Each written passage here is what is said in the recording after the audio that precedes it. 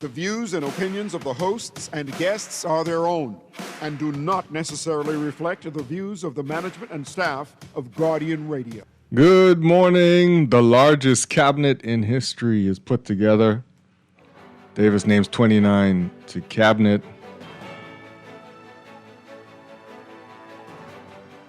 And Pintard names Rick Fox and others to the Senate. That's all straight ahead this morning. I'm Chester Robards, filling in for Dwight Strachan, and this is Morning Blend. It's a new day. Wake up, it's a new day. Wake up, it's a new day. Good morning again, Bahamas. It is Monday, May 18th. This is Morning Blend on Guardian Radio 96.9. Again, I'm Chester Robards, filling in for Dwight Strachan. In a moment, Deandra Cartwright will join us. But first, it's time for the overnight, the latest breaking news from while you were sleeping in the top national and international headlines this morning. Wake up, it's a new day.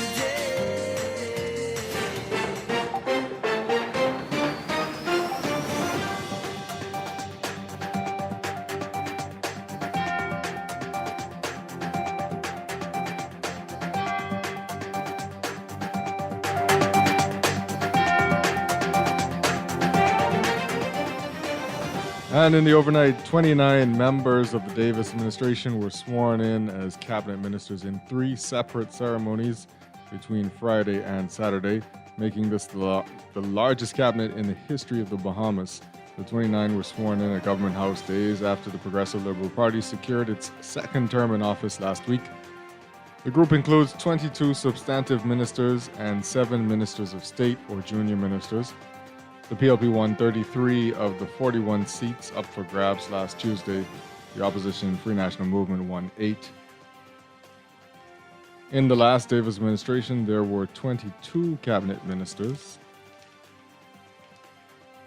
The new cabinet includes the introduction of new ministries, some ministers gaining additional portfolios, some retaining long-standing posts, and some entering new portfolios altogether.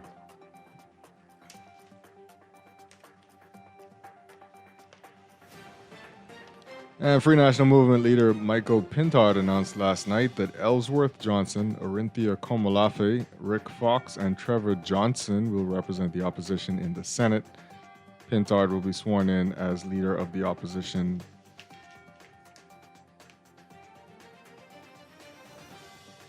this morning. Pintard said the 4 opposition members will be sworn in at Government House at 4 p.m. today. Johnson, Komolafe, and Fox all lost their bids to be elected to the lower house in last week's election. Johnson ran in the Yamacraw constituency and lost to Zane Lightbourne. Johnson will serve as leader of opposition business in the Senate. Komolafe lost to Keith Bell in Carmichael, and Fox lost to Mario Boleg in Garden Hills. Noticeably absent from the list are F&M Deputy Leader Shannon Don Cartwright and F&M Chairman Dr. Dwayne Sands. The F&M suffered a devastating loss in the May 12th general election.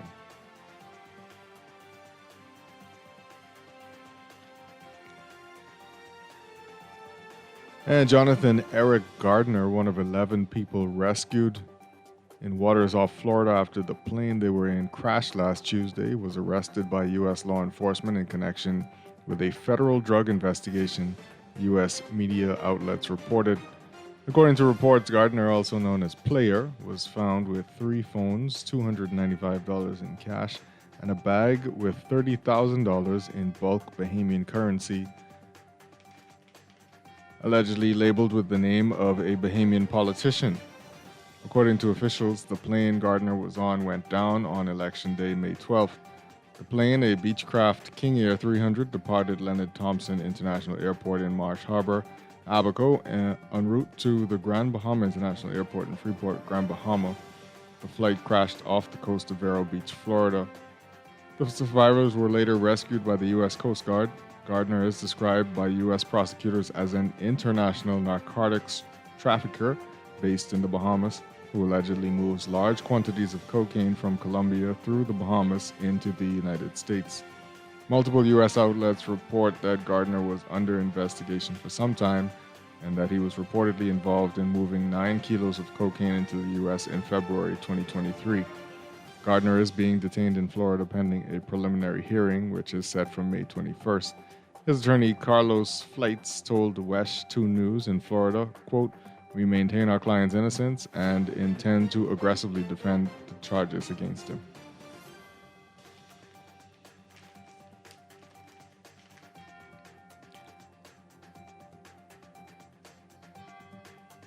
And police are looking for a gunman behind a shooting in the Lyford Hills gated community in western New Providence that injured its developer, 49-year-old Tennyson Wells II. According to police, at around 8 a.m. on Saturday, May 16th, Wells was riding a golf cart in the neighborhood when a slim, masked gunman dressed in dark clothing emerged from the bushes and opened fire before running away in an unknown direction. Wells was shot in the right shoulder and buttocks. He was taken to hospital by private car, and police said he was in stable condition in hospital. According to police sources, Wells was allegedly threatened by a man who lives in a nearby gated community days before he was shot. Investigators are trying to determine if the incidents are connected. And the appointment of Fort Charlotte MP Sebastien Bastien and Seabreeze MP Leslie Bryce to Prime Minister Philip Davis's cabinet raised controversy given the Gaming Act prohibits cabinet ministers from holding gaming licenses. Bastien was appointed Minister of Innovation and National Development, while Miller Bryce was appointed Minister of Culture, Arts, and Heritage. In a statement on the matter, it was noted that Leander Bryce, Miller Bryce's husband, resigned from his position as Chief Executive Officer of GLK Limited, Ashore Win. Mr. Bryce confirmed, a statement from the spokesperson said Mr. Bryce confirmed his resignation in correspondence submitted to the Gaming Board for the Bahamas dated May 5th, 2026, advising of his intention to step away from the gaming company and related financial interests. Miller Bryce told reporters that she and her husband had taken the necessary proactive steps. She said, quote, "We have engaged with the Gaming Board and we've done all that we can to follow and guidelines that the Gaming Board has put in place." Similarly, Bastien told reporters that he had worked with the regulator to, quote, "ensure that we were compliant and met all the regulatory conditions." He said, quote, "I'm confident that they've been satisfied. Any additional questions towards that, you can direct those to the Gaming Board." Bastien resigned from his role as CEO of Island Luck earlier this year.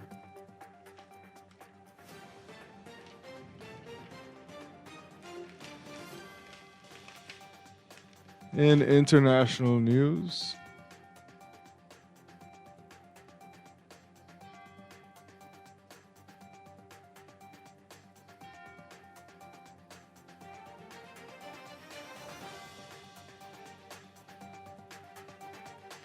the cruise ship hit by a deadly hantavirus outbreak has docked at the Dutch port of Rotterdam for disinfection, wrapping up a troubled journey that put international health authorities on alert. The MV Hondius was still carrying 25 crew members and 2 medical personnel as it reached Europe's largest port on Monday morning. After all, the passengers disembarked already. An Associated Press journalist saw people board the boat via pier wearing white hazardous materials suit. A short distance from where the ship docked, authorities had set up white containers along the water in between a line of windmills. The crew will now go into quarantine, with those who cannot be immediately repatriated spending their time in quarantine in these containers. The Director of Public Health in Rotterdam told the Associated Press, "Luckily, so far the crew has suffered no symptoms." The outbreak on the ship has reached at least 11 cases, 9 of which have been confirmed.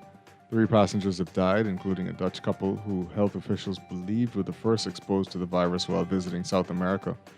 The Public Health Agency of Canada said one of the 4 Canadians in isolation after leaving the ship had tested positive Sunday, and it would share information on the case with the World Health Organization.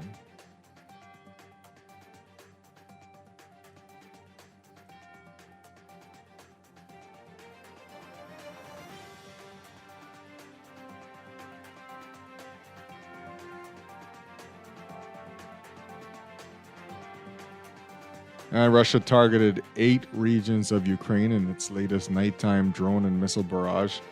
Ukrainian President Volodymyr Zelensky said Monday, with local authorities reporting that the strikes wounded more than 24 civilians, including 3 children. Russia forces fired 524 attack drones and 22 ballistic and cruise missiles, Zelensky said. The city of Dnipro said the surrounding central region of Ukraine bore the brunt of the attack.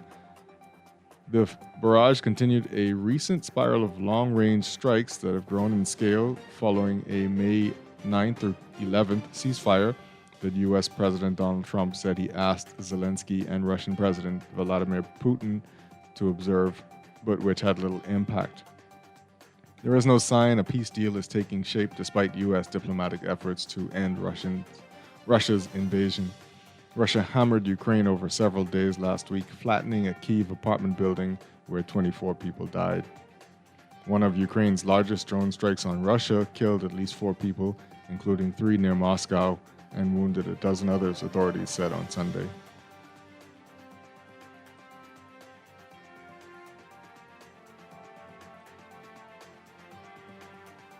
And the Congolese health minister announced the opening of 3 treatment centers in the Ituri region of eastern Congo on Sunday evening as the country grapples with a new Ebola outbreak. The minister, Samuel Roger Kamba, said during his visit to Bunia, the capital and largest city in Ituri, quote, "We know that the hospitals are already under stress because of the patients, but we are preparing to have treatment centers at all 3 sites in order to be able to expand our capabilities." The World Health Organization declared the Ebola disease outbreak a public health emergency of international concern on Sunday after more than 300 suspected cases and 88 deaths in Congo and 2 in neighboring Uganda. Although the outbreak is centered in Ituri, cases have been reported in the capital, Kinshasa, and in Goma, the largest city in eastern Congo. The World Health Organization Regional Office for Africa said Sunday on X that a team of 35 experts from their offices and the Congolese Health had arrived in Bunia, the capital of Ituri province, along with 7 tons of emergency medical supplies and equipment. Let's turn our attention to sports now.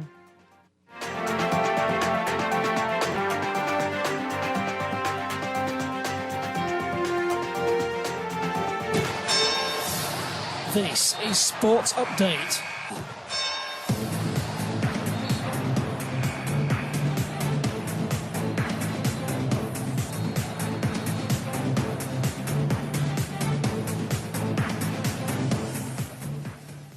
And the Bahamas' 2 most decorated female athletes were in action over the weekend and were in fine form at the Wanda Diamond League meet at the China Textile City Sports Center in Kekwao, Shaoxing, China on Saturday. Devin Charlton had her fastest season opener ever outdoors, and Shawnee Miliwibo ran her fastest time in 5 years. In the case of Charlton, not only was it her fastest season opener ever, but she also clocked a new national record, finishing second in the women's 100 meters hurdles behind training partner and Olympic champion Masai Russell of the United States. Russell won in a meet record and world-leading time of 12.25 seconds, and Charlton finished second in 12.38 seconds, lowering her national record of 12.44 seconds that was set at the Budapest World Championships in 2023. World record holder Toby Amusan of Nigeria was third in the season's best time of 12.41 seconds. Charlton's other training partner, Megan Simmons of Jamaica, crossed the finish line in 4th place at 12.73 seconds. Charlton, who's 30 years old, got out to a blazing start and was the clear leader midway through the race. However, Russell was right on her heels and reeled her in the latter part of the race. Amusan also came back on Charlton, but the Bahamian hurdles technician had enough energy to hold her off. Over in the women's 200 meters, Miliwibo proved that she is back and she will indeed be a force to be reckoned with for the rest of the season.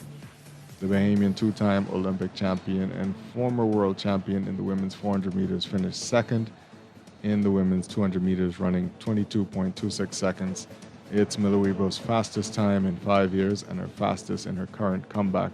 to global track and field. And a couple of the country's top junior female sprinters are taking their talent to the University of Kentucky in Lexington, Kentucky this fall. Darvanique Dean and Alexis Roberts, both 18 years old, 12th graders at St. Augustine's College, accepted 4-year athletic scholarships to UK on Saturday, looking forward to the opportunity to further their education and continue their track and field careers on a tertiary level at a major National Collegiate Athletic Association Division I institution in the United States. Additionally, Bahamian Rolando Lonnie Green is head of coach athletics for the Kentucky Wildcats. Bahamian world and Olympic medalist Levan Superman Sands is an assistant coach with responsibility for horizontal jumps, and 3-time Bahamian world indoor champion Devin Charlton is a volunteer coach and also trains under the watchful eye of Coach Green at Kentucky. And Bahamian professional baseball player Jazz Chisholm Jr. had 3 multi-hit games over the weekend, raising his batting average to .230, the highest it's been since the first week of the Major League Baseball season. Chisholm and the New York Yankees fell 7-6 in 10 innings to their crosstown rival, the New York Mets, at Citi Field in Queens, New York on Sunday, and dropped the weekend series 2-1. Still, the Bahamian star, second baseman of the Yankees, is heating up. Chisholm finished the weekend series 7 for 12 with 2 doubles and 5 singles.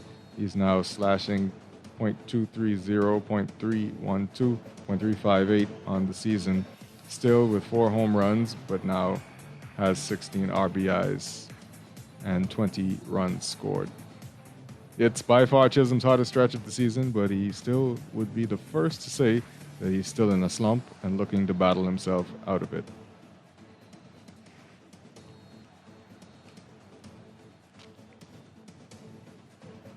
Internationally, Aaron Rai was just another name among a dozen others who had reason to believe the PGA Championship was theirs for the taking Sunday at tough Aronimink. There was Rory McIlroy, John Rahm, and Xander Schauffele with 10 majors among them, all ready to seize the moment on a stage that was unfamiliar to Rai. Justin Thomas was the clubhouse leader for nearly 4 hours after a 65 before the course turned hard under a hot sun. What followed was a masterclass from golf's newest major champion. Rai made 6 birdie holes, taking the lead for good on the 13th and pouring it on with a 70-foot birdie putt across the 17th green that evoked a roar so loud everyone else on the course must have realized it was over. He closed with a 5-under 65 for a 3-shot victory to become the first English-born player in more than a century to capture the PGA Championship.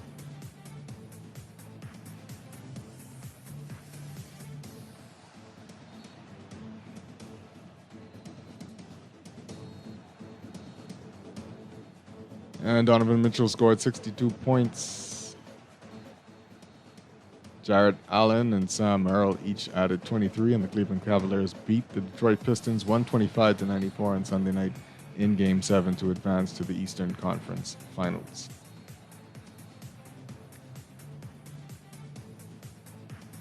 That's sports, and that's the overnight time for your first look at today's weather.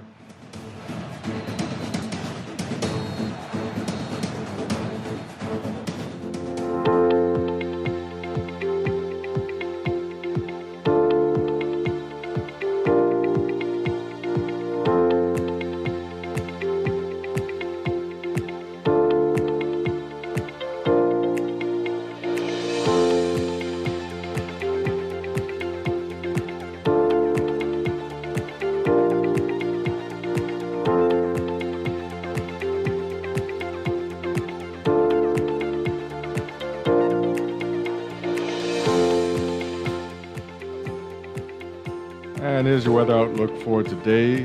There are no public warnings in effect at this time. Your general situation, a mid to upper level disturbance continues to stream moisture over the Bahamas, enhancing showers and possible thunderstorm activity through tonight. Meanwhile, high pressure ridging generates moderate to locally fresh easterly winds over the nation. That mid to upper level disturbance will linger and meander over the Bahamas for the work week. The feature is expected to continue streaming moisture over the country, resulting in bouts of showers, possible thunderstorm activity over portions of the islands. Localized flooding in low-lying and flood-prone areas is possible. There remains a moderate risk of rip currents for Atlantic waters across all areas. Beachgoers and swimmers are urged to continue to exercise caution. There is a marginal to moderate risk of flooding in low-lying and flood-prone areas during heavy or prolonged rainfall periods. Areas already inundated have a moderate risk. Due to the super new moon, there is a marginal risk of tidal flooding along shorelines during the evening high tide hours persisting into Tuesday. Your weather for the northern Bahamas: a mix of sun and clouds today, becoming mostly fair tonight. A 20 to 30% chance of showers with an isolated afternoon thunderstorm possible. Winds easterly at 15 to 20 knots. Your high temperature today, 88 degrees Fahrenheit. Your low, 73 degrees Fahrenheit. For the northwest Bahamas, a mix of sun and clouds today, becoming mostly fair tonight. A 20 to 30% chance of showers with an isolated afternoon thunderstorm possible. Winds easterly at 15 to 20 knots. Your high temperature, 86 degrees Fahrenheit. Your low, 75 degrees Fahrenheit. For the central Bahamas, weather partly cloudy through tonight. A 30 to 50% chance of showers with isolated thunderstorms. Winds east to southeast at 15 to 20 knots. Your high temperature, 86 degrees Fahrenheit. Your low, 77 degrees Fahrenheit. For the southeast Bahamas, weather partly cloudy through tonight. A 30 to 40% chance of showers with isolated thunderstorms. Winds east to southeast at 15 to 20 knots.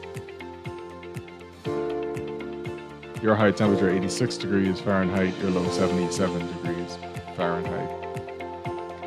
As your first look at weather, we'll have an extended outlook coming up in just a bit. Welcome back. We're discussing some of the day's top stories. That's when Morning Blend continues here on Guardian Radio 96.9. Fresh news and smart talk all day. Wake up, it's a new day. It's the start of a new way. Don't you know that it's the start of the end of the old? Tired of banks forcing you to use technology to bank the way they want you to? Your convenience is important. So no matter what your banking needs, Commonwealth Bank's friendly staff are always available in branch for that personal one-on-one service. But when you choose technology, our online and mobile banking app offers you state-of-the-art functionality. The choice is yours. Commonwealth Bank. Bank the way you want. Screws and Fasteners World, Balfour Avenue and Palm Beach Street, has those hard-to-find fasteners for you right now. You can find stainless steel regular hex, carriage bolts, galvanized bolts, threaded rods, nails, self-tap screws, sex bolts, anchor bolts, turnbuckles, masonry tools, hand tools, and weed whacker strings. Check out the rope selection and car body fasteners, too. Special orders are welcome. It's your #1 fastener store. Screws and Fasteners World, Balfour Avenue and Palm Beach Streets. Call 326-1976. Looking to elevate your gadget game, or a tech trouble simply slowing you down? Escape to a world of innovation at Custom Computers, your go-to store for the latest cutting-edge tech. Whether you need to upgrade your life with the best from Apple and Windows, or your device needs a little TLC, the Custom Computers Know-How Store is the destination for unbeatable expertise and quality repairs. With 2 convenient locations, there's a Custom Computers near you on Patton Street in Palmdale and Cades Village, or call 396-1100. Southwest Plaza has so many stores, I've been trying to find a sensible way to list them all. There's CBS Bahamas, the Ashai Institute, BENC Snack World, Bamboo Shack Bahamas, Air, the Athlete's Foot, and BTC, Games and More, John Bull Fine Threads, Alive, Bahari, Dairy Queen, 700 Wines and Spirits, Sandy's Clarkson Island Lock, Starbucks and Lowe's Pharmacy, plus Marco's Pizza and Lorraine. Southwest Plaza, what a wide array of stores. Southwest Plaza, stop by today and explore. We do not choose to do work for recognition, but work that is worthy of recognition. We dare to find niche solutions to fill the voids within our communities. CIBC Caribbean wants to reward the unsung heroes in our communities. Do you know someone who's been doing outstanding work in their community or performed an extraordinary act of heroism, bravery, or kindness in the last 12 months? Nominate a hero today. Go to CIBCCaribbean.com to learn more. If you're done with gas prices burning a hole through your wallet, stop paying the price and start driving the solution. A BYD EV from Easy Car Sales comes with an 80% drop in your fuel costs. So wave goodbye to gas lines and charge while you sleep. For 8 years, drivers like you have been breaking up with the pump and waking up to freedom. It's more than a car. It's a new way to be. It's a BYD from the one and only authorized dealer in the Bahamas. Visit easy242.com to learn more. No one likes a fender bender. Oh, man. From a little scratch to a full mashup, NUA Insurance has got you covered with auto insurance tailored to fit your needs and budget. For affordable rates with free on-site accident assistance, visit us online or in branch and just ask us.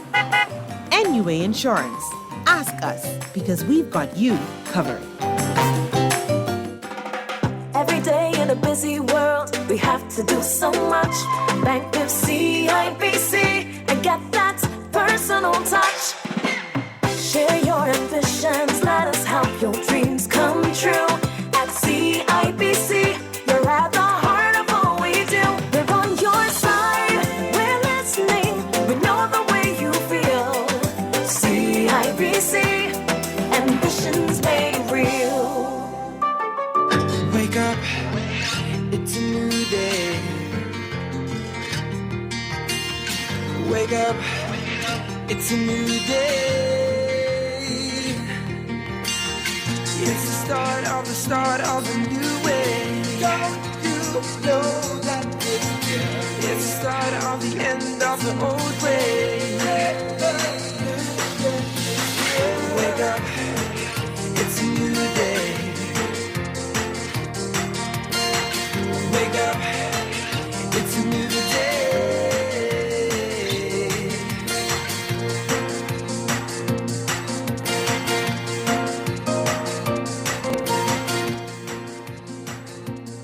Good morning and welcome back to Morning Blend here on Guardian Radio 96.9. We are streaming live on GuardianTalkRadio.com and the Guardian Radio app for your smart devices, and on Bahamas Channel 969 or BTC Flow Channel 612. Guardian Radio is all over social media. We're on Facebook, Twitter, and Instagram. Again, I'm Chester Robards, filling in for Dwight Strachan. Joining me in a bit, Deandra Cartwright. You can join our conversation today. You can tweet us at MorningBlend969 or follow the hashtag MorningBlend. Be sure to like our Facebook page, facebook.com/MorningBlend969. Leave your comments and read what others are saying about the topics on the show. You can email us at morningblend@nascar.com. Of course, you can text us on the Guardian Radio text line powered by BTC. Text us at 422-GR96. That's 422-4796. Standard text rates do apply. You can also call us. Our telephone lines, 323-6232, 325-4316, 325-4259. You can call us toll-free, 242-300-5720. Also coming up this morning, more weather and traffic, and we have business news coming up in Morning Blend Business at 9 a.m. But first, it's time to talk about what's in the news.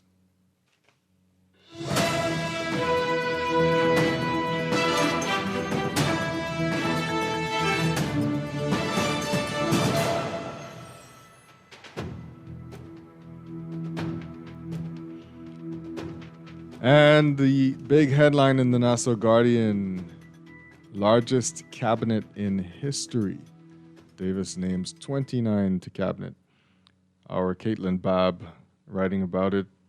29 members of the Davis administration sworn in as cabinet ministers in 3 separate ceremonies between Friday and Saturday, making this the largest cabinet in the history of the Bahamas. There were 29 people sworn in at Government House, and the group includes 22 substantive ministers and 7 ministers of state or junior ministers. The PLP won 33 of the 41 seats up for grabs last Tuesday, and the opposition Free National Movement won 1. The new cabinet includes the introduction of new ministries, some ministers gaining additional portfolios, and some retaining long-standing posts, some entering new portfolios altogether. And Prime Minister Davis, who is the first Prime Minister in nearly 3 decades to win a second consecutive term, was sworn in as Prime Minister, but not as a minister in any ministry. At the closing ceremony on Saturday, Davis touted the new slate of ministers as he described the government's mission this term as larger than before. Davis said, quote, "The task during this term is even greater than in the last. Our mandate from the Bahamian people was one on our promise to complete what we started in the last term and build on that progress in this term. We are inspired, not daunted, by those commitments. Our blueprint for progress requires much. The work begins immediately. I said before that if given the opportunity to continue serving, I would wake up every day and give this responsibility my all. That remains my commitment this morning. Leadership is measured by whether people feel greater confidence in their future, whether families feel greater security in their lives, whether a country moves forward with greater strength and greater resilience. That is the standard we must meet." Deputy Prime Minister Chester Cooper entered a new portfolio as Minister of Education, Science and Technology, while former Education Minister Glenys Hannah Martin was sworn in as Minister of Tourism. Cooper has said he looks forward to entering his new role as Education Minister and consulting with educational professionals. He said, quote, "I eagerly look forward to this opportunity to shape the future. Over the past several weeks, I've expressed great optimism about this new era of ownership and economic empowerment. I fully expect that this will take root in our schools with an even deeper focus on entrepreneurship and financial literacy and preparing our youth for the new careers and new industries of tomorrow." Jo Beth Colby Davis sworn in as Minister of Energy, Utilities and Aviation, and Leon Lundy was sworn in as Minister of Transport. Miles LaRota will serve as Minister of National Security, and Michael Halkitis was sworn in as Minister of Finance. Halkitis is that his focus is on preparing for the 2026-2027 budget, which is expected to be presented on May 27th. He said, quote, "We'll take the next 12 days or so to continue the consultations with colleagues and present a budget to the country that we believe will continue to and improve the financial situation of the country." Wayne Monroe was sworn in as a senator and appointed as the Attorney General and Minister of Legal Affairs. Other senators sworn in were Barbara Cartwright, who was named Minister of Social Services, and Jerome Fitzgerald, who was appointed as Minister of Economic Affairs. Fitzgerald previously served as Davis's senior policy advisor in the Office of the Prime Minister and managed the PLP's 2026 re-election campaign. Mario Boleg was sworn in as Minister of Youth and Sports, and Lisa Ramming as Minister of Urban Renewal and Community Relations. Fred Mitchell was sworn in as Minister of Foreign Affairs, and Clay Sweeting returned as Minister of Works and Family Island Affairs. Dr. Michael Darville also returned as Minister of Health, to some criticism from the Bahamas Nurses Union. However, Darville maintained that he's ready to hit the ground running and complete the work he started in his first term. He said, quote, "In my first term in office, we laid a solid foundation, and there's a lot of work to be done. I look forward to working with all healthcare professionals." He said, quote, "The healthcare system is challenged. It was not brought on by Dr. Darville. I met it in place. There's a million fires burning. My job is to begin now to resolve them one at a time to ensure that we improve what the Bahamian people experience and also the working conditions as well as hospital conditions for our patients." Pia Glover Roll was appointed as Minister of Labor, Public Service and National Insurance, and Jomo Campbell was sworn in as Minister of Agriculture and Marine Resources. Zane Lightbourne is the Minister of Environment and Natural Resources. Keith Bell was sworn in as Minister of Housing and Land Reform. Ginger Moxie was appointed as Minister for Grand Bahama. Leslie Miller-Bryce was appointed as the Minister of Culture, Arts and Heritage, and Sebas Bastian was named Minister of Innovation and National Development. However, Miller-Bryce and Bastian's appointment prompted questions from the public regarding the legality of their posts in reference to the Gaming Act, which bars cabinet ministers and their immediate family members from holding gaming licenses, as Bastian previously served as Island Luck CEO And Miller Bryce did not serve in a ministerial capacity in the Davis administration's previous term because her husband owned the web shop Assure Win. Ministers of State who took their oath included Bacchus Roll as Minister of State for Social Services, Wade Watson, Minister of State for Innovation and National Development, Leonardo Lightbourne, Minister of State for Agriculture and Marine Resources, Kirk Cornish, Minister of State in the Office of the Prime Minister, Mikkel Bonnaby, Minister of State in the Office of the Prime Minister, Darren Pickstock, Minister of State for Immigration and Foreign Affairs, and Owen Wells, Minister of State in the Ministry of Health and Wellness.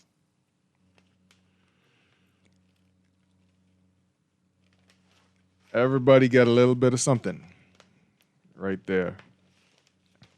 Let's hear from you this morning. You can text us 422-4796, 323-6232, 325-4316, 325-4259, 242-300-5720. What do you think about those appointments?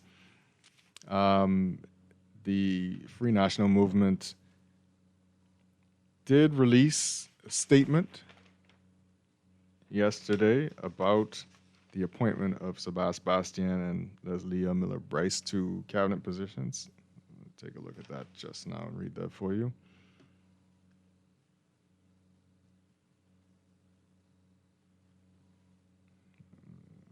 Okay.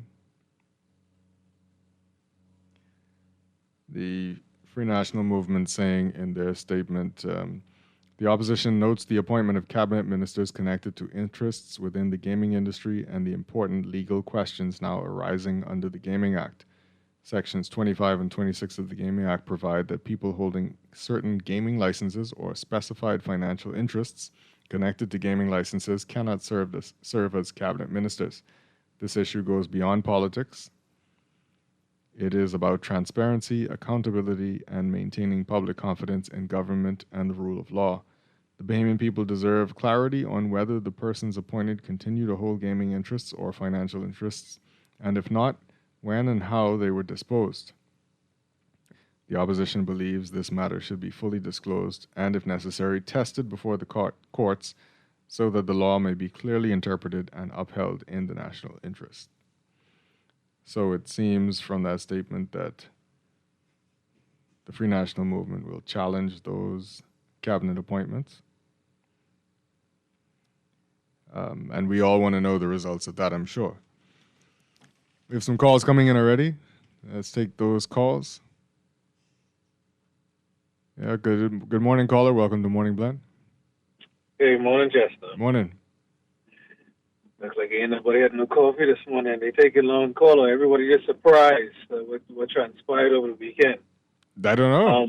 Yeah. Anyway, I just want to leave this here for the record. The preamble to the Constitution, for the long and the short of it, says we are the inheritors of and successors to this family of islands. And it goes on to say we will not be slave or bondsmen to anyone or their labor exploited or their lives frustrated by deprivation under the Commonwealth of the Bahamas. But I'm confused because when the ministers and the prime minister took their oath, they swore an oath to carry out the wishes or the deeds of the king and the royal family and their successors forever. So, I mean, it kind of it's a question that answers itself, but I'm not trying to be sarcastic. I'm trying to be pedantic today. Mm-hmm. Because we have all these questions on why there are 29 ministers, why are there new ministries. We never heard of these things. We didn't even know that the prime minister, some of us didn't know that the prime minister even had the power to do this. But it seems to me that based on history and the quality of intelligence and execution of our administrations and government, they do not have the power or the intelligence to do this. So it had to have come from a source higher than themselves. We've only been an independent nation for 3 years? So all of these new ideas when it comes to governing the country, it doesn't come from us. So it leads me to believe that the state of the Commonwealth of the Bahamas is designed to stay a certain way, but it's not our own people, because I find it very hard to believe that we all who grew up together on the same soil could pretty much oppress each other like this. So my question is, even though we are sovereign and we are independent, are we still serving the king, and do we still get our mandates and our directives from the king and the royal family? Just a question to throw out there. Thanks for taking my call. Okay, all right. Thank you for that. Interesting breakdown. Let's take this next call. Good morning, caller. Welcome to Morning Blend. Hi, good morning, Chester. Good morning. Morning. You know, Chester, it is a Gussie-made cabinet. And, of course, we're going to have to pay more taxes to accommodate all of those high salary. But, you know, in future, these party leaders on the opposition side need to be more strategic. They cannot just be appointing candidates just to say that they have the requisite amount of candidates to represent the party, right, to represent the party. For example, you know, if you have candidates like you had like a Lincoln Payne, obviously who was the popular one, they need to pull their candidate and say, well, let Lincoln go through, because anytime you have two opposition parties fighting the government, which is the PLP, you know, they always have their base, and they're going to have their presence, going to come out and support them. So a 2-to-1 fight is not good. I know for sure when the speaker really declared that she was going to seek re-election late, when she heard Randall Wells said that he was coming in the race, obviously she knew that it would be a two-man fight between the FNM and Mr. Wells with his former supporters. So that's why I think they're going to have to be strategic. Remember when Perry Christie and Hubert Ingram ran as independent? You're right.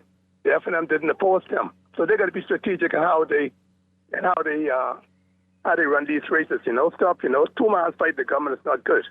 So they need to come together and do that, man. Thank you very much. All right. Have a great day. Thank you for that analysis. You have a great day as well. Yes, sir. Yep. So yeah, they split some ministries that we typically see together. So Mario Boleg was appointed Minister of Youth and Sports. I think that's correct. But Culture went to Seabreeze MP Leslie Miller Bryce. So a lot of separation of some posts there, so that other people can take care of certain things. What's that all about? Is it just about giving everyone who won a little something? Who knows? Let's take this next call. Good morning, caller. Welcome to Morning Blend. Good morning. Turn your radio down for us, please. And good morning to my PLP people. But Chester, why I calling this morning, right, is that you have one vote, I have one vote. All of your callers have one vote. The people has spoken. The people has chosen the Progressive Liberal Party to govern this country for another 5 years. So why is it so much complaints? Chester, help me to understand that. We all support a party.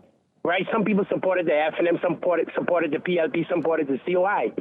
The people, Chester, not me, not you, not Dwight, them, the people elected the Progressive Liberal Party, but you can still have people come call your talk show to complain.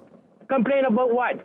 I will advise your callers who have a problem with the Progressive Liberal Party, well, y'all complain for another 5 years, through the grace of God. You have a good day, Chester. No, you too. Okay. I don't know what that was about. All right.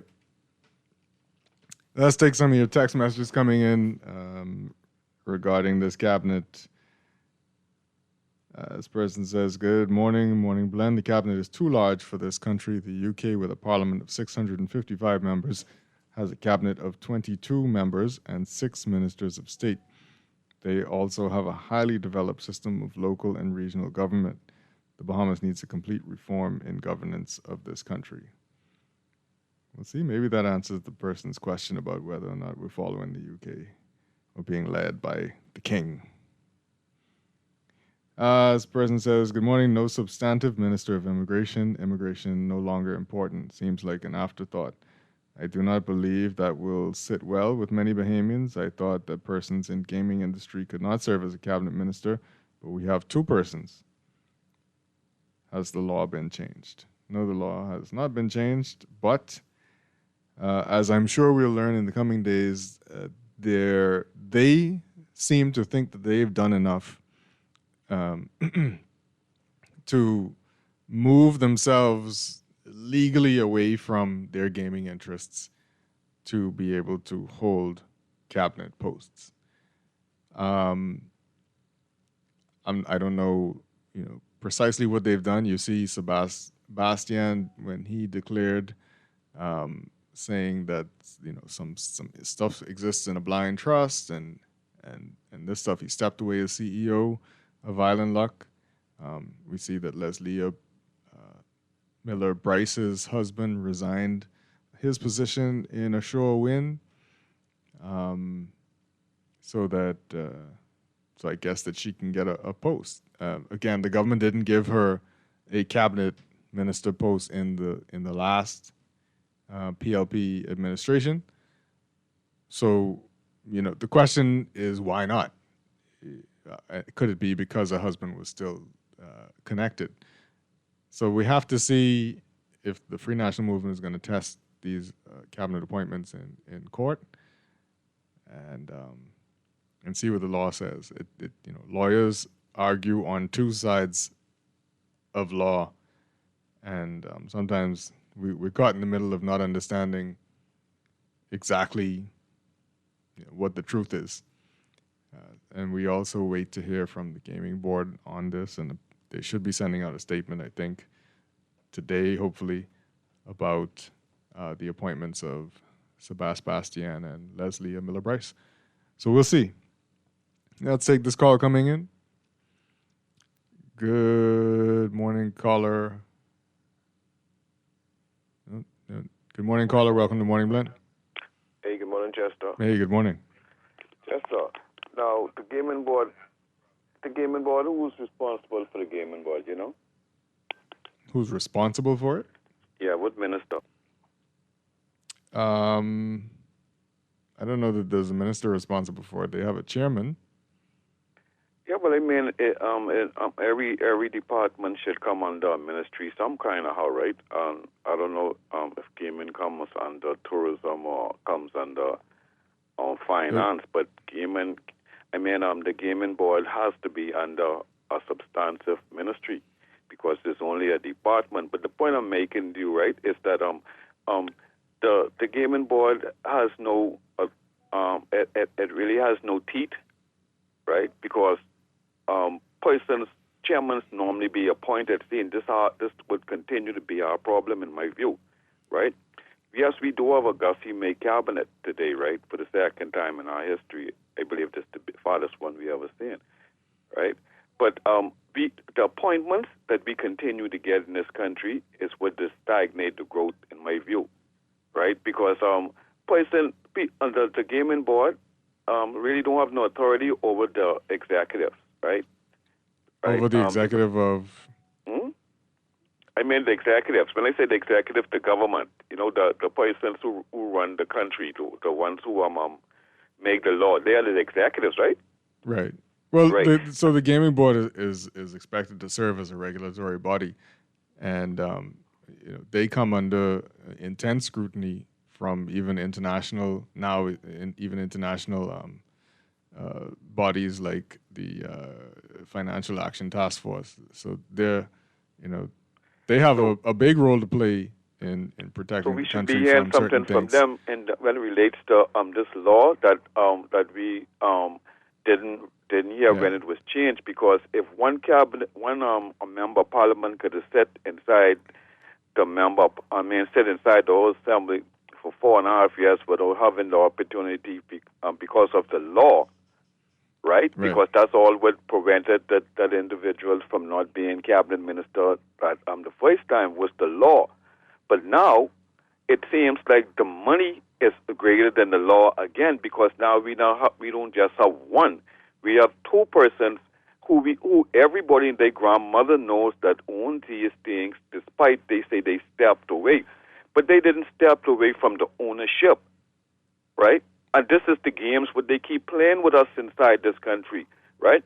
So that I can go right on this. So that means these people them now who is advocating 25 more years of only them holding this industry. If you have two of them inside the cabinet, this is a sealed deal. It's literally a sealed deal. And who is going to protect the people? There's nobody to protect us, because these guys, they doing whatever they want to do, because they know that we have no fight in this country as a people. Yeah. Just so I mean, this is scary moving forward. This is a very scary. This is going to be a more frightening 5 years, because straight out of the gate, this government is continually to show that we doing what we want to do, and we have no regard for our law. Our law is supposed to be the supreme law of the country. So how we can tell the little drug fella on the road selling this weed, stop selling drugs? Go look for a job. When we can see people inside our government who's supposed to be example setters, they pretend that only nobody can see what they're doing. Just have a nice day. Yeah, thank you. I am being reminded that the gaming board falls under the Ministry of Tourism, which, I mean, that should probably change. They will be heavily scrutinized during the Caribbean Action Task Force review this year. So we'll see what happens there. We got another call coming in. Yeah, let's take that call. Good morning, caller. Welcome to Morning Blend. Yes, good morning, Chester. Good morning. Yeah, I like O'Connor. But sometimes, as a host, Chester, wrong with me. There's an unfreedom of the press. I don't want to say the rest, right? But listen to me, man.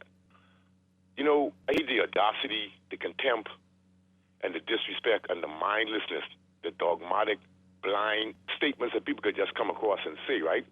With science, right, that I'm an enthusiast about, right? Enthused about. Science wouldn't be the way it is if there wasn't objectivity or people complaining or arguing against one another. Right or wrong, Chester? Right. Right or wrong, Chester? That's right. All right. So what about politics? So, this you have a brother, right? All of us are Bahamians, right? Chester, I have a small business, right? I pay a lot of taxes, right? When I go to these places and buy these things with these customers, whether I send the customer or not. And I pay taxes. Everybody pay taxes. So what does the caller mean when he say, why complain? Nobody hates the government, Nobody hates politicians. They hate what they're doing. So when you hear an imbecilic mind, sometimes you have to put them in place, because for you to say they're selected, the people who voted and the PLP won, right? But we have seen, I was surprised, Mr. Robards, when I found out that, how many people voted, Chester? 60,000? Yeah, somewhere in that vicinity. Yeah, and so it's 50-something%. So what I'm saying is, the people who voted choose the government. But what I'm saying is we can see the influence. Even as simple as what I want to say on air, I can't say. And we can see the influence, especially in the inner city where they're impoverished, right? They're taking advantage of the mindless masses, right? And Chester, you're well read, right? Your mind should be up to speed, all right? No, it's not speed, it's speed. Now listen to me, my brother. When you say, why are people complaining? Imbecilic that is, Chester, you could have at least let them know that that's very imbecilic to say on the national level. People have a right to complain. You have to complain about something. If we don't complain, then we are a bunch of mindless idiots just consuming, conforming, and just living. And most people, I spoke with a gentleman the other day, he's in a state of learned helplessness. I can't speak for everybody to understand me. Who don't, that on them. But what I'm saying is just, should we adopt a state of learned helplessness? operating condition, and that's what we should adopt, Chester. Ring the bell, do this, do that. You see what I'm saying?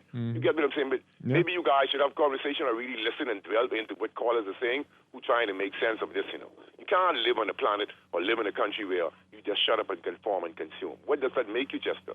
An imbecile. Give thanks. Yeah, you said it. I didn't have to say it. I can't spend time trying to tell people what other people should already know.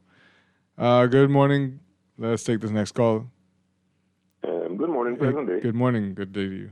Yeah, I'm a person of numbers, and I'm not referring to the number of houses now. I'm referring to calculation, percentages, et cetera, et cetera. Yeah. I'm very much concerned. I actually not really so much very much concerned, but I want to get a couple of things clear regarding the number of persons that voted and the percentage. I've heard it said it's 58% in the last election, but 58% would not be 60,000 of 200,000. 60,000 of 200,000 approximately is 30%. So I just wanted to get that information clarified whenever possible. All right. Okay. No problem. So in the Nassau Guardian... No, that's straight math. Yeah. 60,000 of 200,000 is 30%. Yeah. So it can be 58% and only 60,000 voted. If it's 58%, it has to be at least 116,000 voted. So, so there's a breakdown and analysis of election results in the Nassau Guardian today. So it'd be nice to... No, fair enough. But the number that is given is incorrect. As in, they're not compatible. Yeah, I understand what you're saying. Okay, thank you. Appreciate it. So let me just read a part of that quickly. This is written by our Candia Dames. It says, an in-depth look at the official results of the 2026 general election released on the weekend by the Parliamentary Registration Department shows that there were 139,026 votes counted for a voter turnout of 66.4%. This compares to 65% in 2021. There were 209,264 voters on the register this time around. Information from the PRD shows that 140,243 electors voted, and protest ballots accounted for the difference in the numbers of votes cast and the number counted. The Progressive Liberal Party dominated the field with 71,245 votes, 51% of the overall votes cast. However, just 34% of all registered voters got the party elected. It won 33 of the 41 seats in the House of Assembly. The Free National Movement won the remaining 8, just 1 seat more than it won in 2021. So that's a very substantive story there. So you want to check that out in the Nassau Guardian today. It starts on the front page and takes up pages 10 and 11. So you can check that out. And this text message, can you try and kindly retrieve Candia's article on all the questions left unanswered for the 2021-2026 term? Oh, yes, and please read for DeWitt. Anyway, I'm glad y'all taking care of his call. This person says the mess they left for the last 5 years is the same mess with all the unanswered questions on moorings, BEC, the BPL, the $2.5 million plane, the massive overruns at beaches and parks. Nothing has changed, and it looks like they're intent on digging us deeper into the hole, with Davis giving himself the cover of not knowing what any of his more uncontrollable bunch is doing. And the same person says, 29 cabinet ministers, this is complete nonsense. Every MP is a cabinet minister. Davis continues the example of menace, no ministry, no work or responsibility, more time to allot to personal pursuits. What do they mean, hit the ground running? Did they fly off somewhere? Because nothing changed. They was minister on May 11th and minister on May 13th. Okay. This person says, good morning, what is What is the actual number that voted? Around, okay, it's over 100,000. Yes, I just read that. Congratulations to the largest cabinet with all its pros and a few cons. The actual swearing in of the cabinet to every appointment is anti-freedom of information and instead pro-secrecy. Interesting. As President says, good morning, Chester. This is a reflection of a weak opposition. This type of lawlessness could not happen under a strong opposition. Yep. As President says, good morning. Please note that Wells in a million years could not win Bamboo Town with Madam Speaker. Okay. The election finish. This person says, good morning, Chester. It's a clear indication that the Bahamians aren't interested in voting. This is one of the lowest voter turnouts in our history. Voter apathy is at an all-time high in the Bahamas, and it could get even higher in the next general election if we don't try our best to turn this around. Yep. This person says, good morning, Chester. This PLP group, with Bryce and Serbas breaking the laws, plus added Fitzgerald back after his incident with Bahama, and PM is doing please not Minister of Traveling, another 175 million. Gee, Bahamian, we get the shaft. Okay. Well, we don't know if Sabas and Leslie are breaking any laws.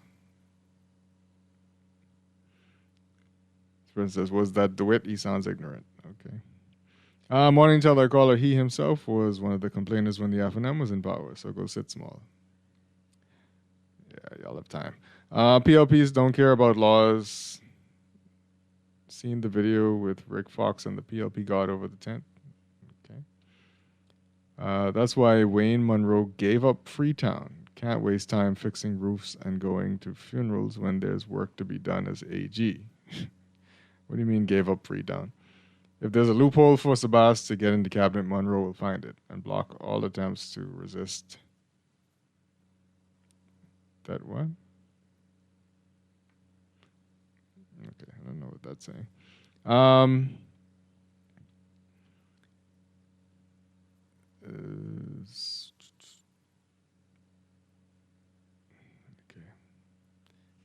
This person says, I'm serious about getting Candia's article on all the unanswered questions and reading it. Yes, I know you're serious. It's a good idea. Good morning, Chester. Did Dwight Strachan get his new appointment? He worked hard to get that one. We watching. Hey, robots, Lincoln Brown on what? This is the fattest cabinet ever. Okay. All right, yes. So, and some people want to talk about this story of the Bahamian being arrested on election day in a plane crash, now indicted for federal drug trafficking, a federal drug investigation. And Pintard naming his Senate positions. We can talk about that as well. He announced that Orinthia Komalafe, Ellsworth Johnson, Rick Fox, and Trevor Johnson will represent the opposition in the Senate. So an interesting group of people there. 2 Senate positions. Good morning, Deandra Cartwright. Good morning, Chester Robards. How are you this morning?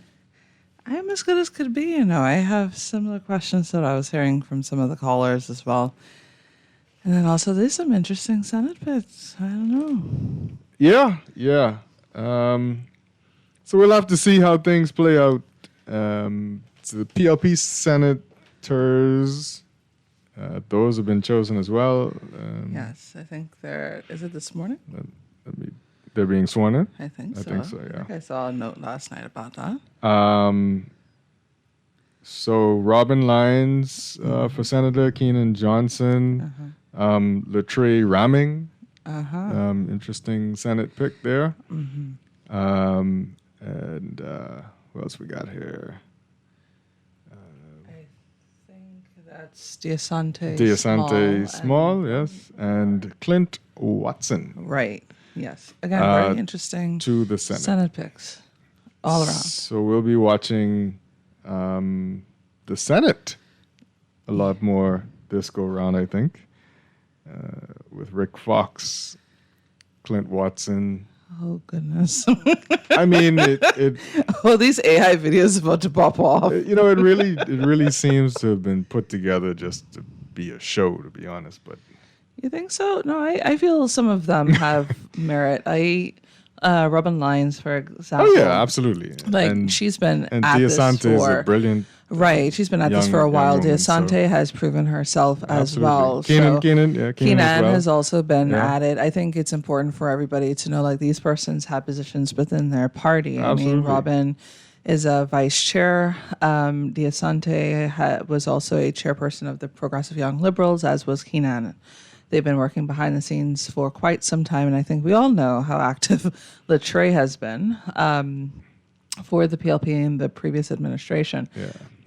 Clint Watson, I think, again, I personally wonder how people in the party feel about this, like party supporters. Like, how do they feel about that one? I feel like I understand the other four. I'm not sure if do we understand how senators are chosen or selected, or do they give us a rationale? Because I don't think I've ever heard one. Like why did you choose this particular person out of all of the persons in your party? Is there a rationale for why they choose who they choose to run in constituencies? No. I feel like sometimes there is sometimes. But I don't absolutely know the answer to that. But I feel like if you hang around long enough, mm-hmm. if you kiss the ring long enough, you could get something. You think so? That's how it go? I trying to figure this one out. I don't know. Again, if you and that's only the last batch of senators for the PLP. The previous ones, we have Wayne Munro, Barbara Cartwright, a couple others that got ministerial appointments. Right. Yeah. I'm also interested about how certain persons got ministerials. That's true. Why and not others? Because it's like, I seen some 2-time MPs there that are who do not have a ministerial portfolio, and I'm like, is that by choice or is it by design? Like, I have questions. Maybe this isn't the Senate. I don't know. No, that's the last batch. The last batch. Okay. Yeah, because the other ones. I don't know. I don't know if that's because I didn't keep count because it's a lot to count. It is. Yeah, but I think there were like three last week. Because I mean. But even the Free National Movement Senate picks. No, I said across the board, Chester. Yeah. I don't understand. I'm trying to understand. I just think I'm nonpartisan, as we all know. I don't have a horse in anybody's race. I just find all of it quite interesting. How does it feel as a longtime party supporter to see certain persons given these high positions? Exactly. And you some persons, again, we've seen them in the mix for decades, and they have never gotten that opportunity. So I'm curious, like, why? Yeah. Like, how? Do we have a formula? Is there a pathway within the parties to get to that? I don't know. I will say that I could see, for the most part, on the PLP side, I can see some of why that happened. I could see, but on the FNM side, I'm not sure if I see all of it. I don't know. I don't get it at all on the FNM side, to be honest. I was trying to be nice. Like I try, because if you look, Rick Fox is a newcomer, or Anthony Komalafe is a newcomer, and not just a newcomer. I mean, he's literally, he literally like slid in the door, in the back door, and then from the other side, right. So I don't know. So are you? See, I remember when I was younger, right? Like when the whole crossing the floor thing, I feel like not started becoming a trend, but it just like was more rampant. Like people were like, "Oh, you got treated better if you switch from a party." Yeah. And I'm like, I'm seeing this in real time right here. So I mean, the you wonder if they think this raises the profile of. This is what somebody whispered in my ear. Rick Rick has some sort of connections and things like that. So it brings attention. And then somebody was saying that, he couldn't go into the race and not have anything. I don't know.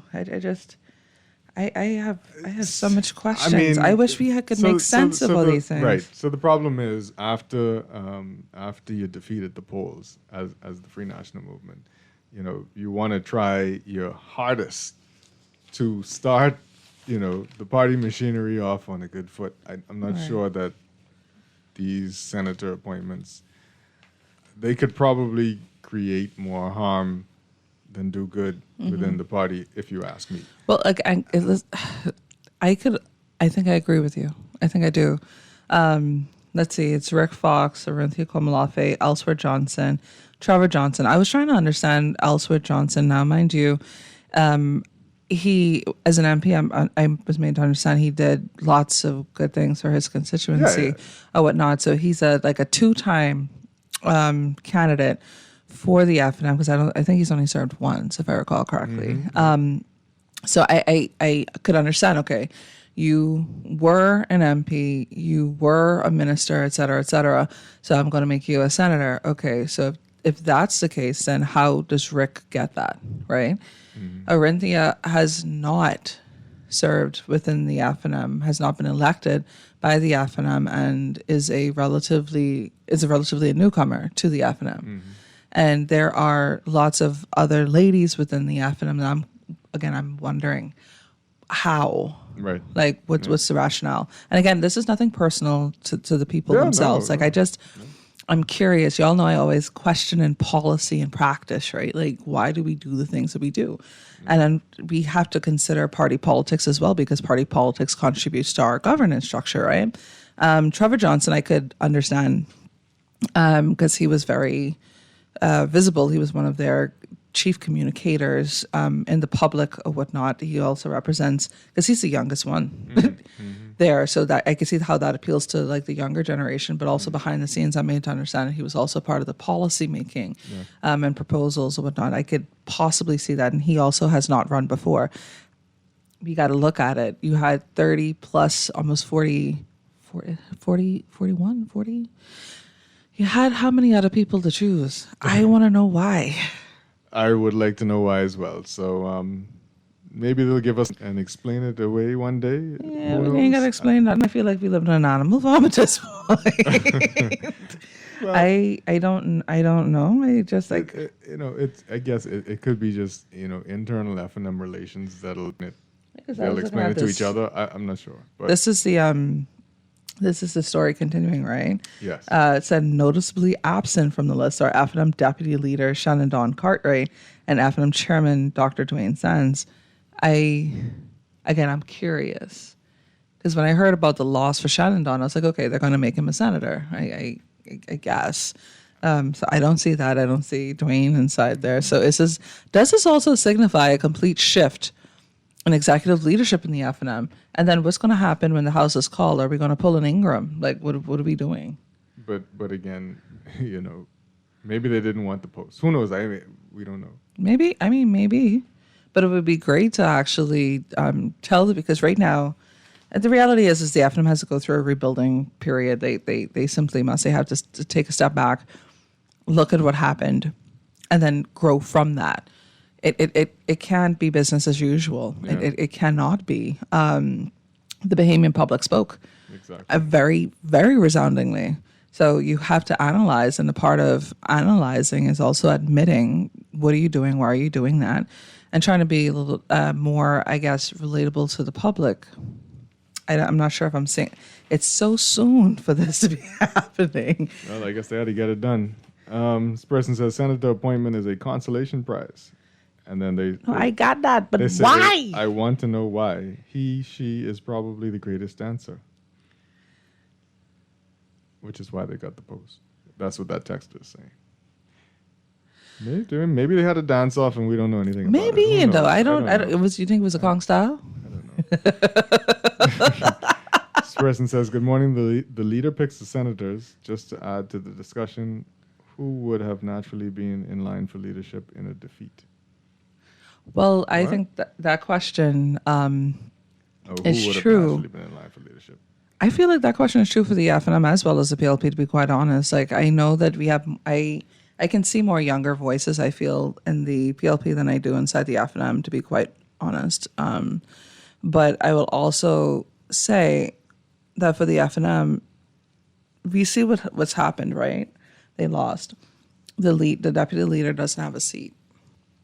Who is positioned inside the party to take over? Should Pintar step down? Like, who's going? Kwesi? Andre? Adrian? Who's going to do that? Right. I mean, that's the question that has to be answered. And then it isn't even if he steps down because, as a leader, your party lost a general election. It's basically tradition at this point that you step down. But outside of that, succession planning. Yeah. Like succession planning, where is it? That question has to be answered before the end of this year. Well, this is the key right there. Because I think a friend of mine, we were discussing over the weekend some of the seeds that were planted by the PLP from when Perry Christie was in power. Mm-hmm. And a part of that is like outlining the youth vote, the bridge between generations. Because remember, that was like a whole thing that he had campaigned on. And then they got out of power and then they got back into power. And I'm like, you realize that took 2 election cycles to now see so many young faces to the forefront. And some of them have chosen to take a step back from the limelight, but they're helping behind the scenes. Right. I'm not sure if I see that on the FNM side. Yeah, it seems that some people, and I heard a caller call into Guardian Radio asking Carlisle why he didn't run in this general election. And he said, just waiting for the right time. Mm-hmm. And but there are a lot of young individuals who I know who are very astute, very pretty popular people who would have been good candidates in this past election, but I guess who were kind of passed over. And some of them told me they would have put their hat in the rings, but the party didn't want that part. Well, that's also, Yeah, we ready? Okay, we got to go to the news and Morning Blend.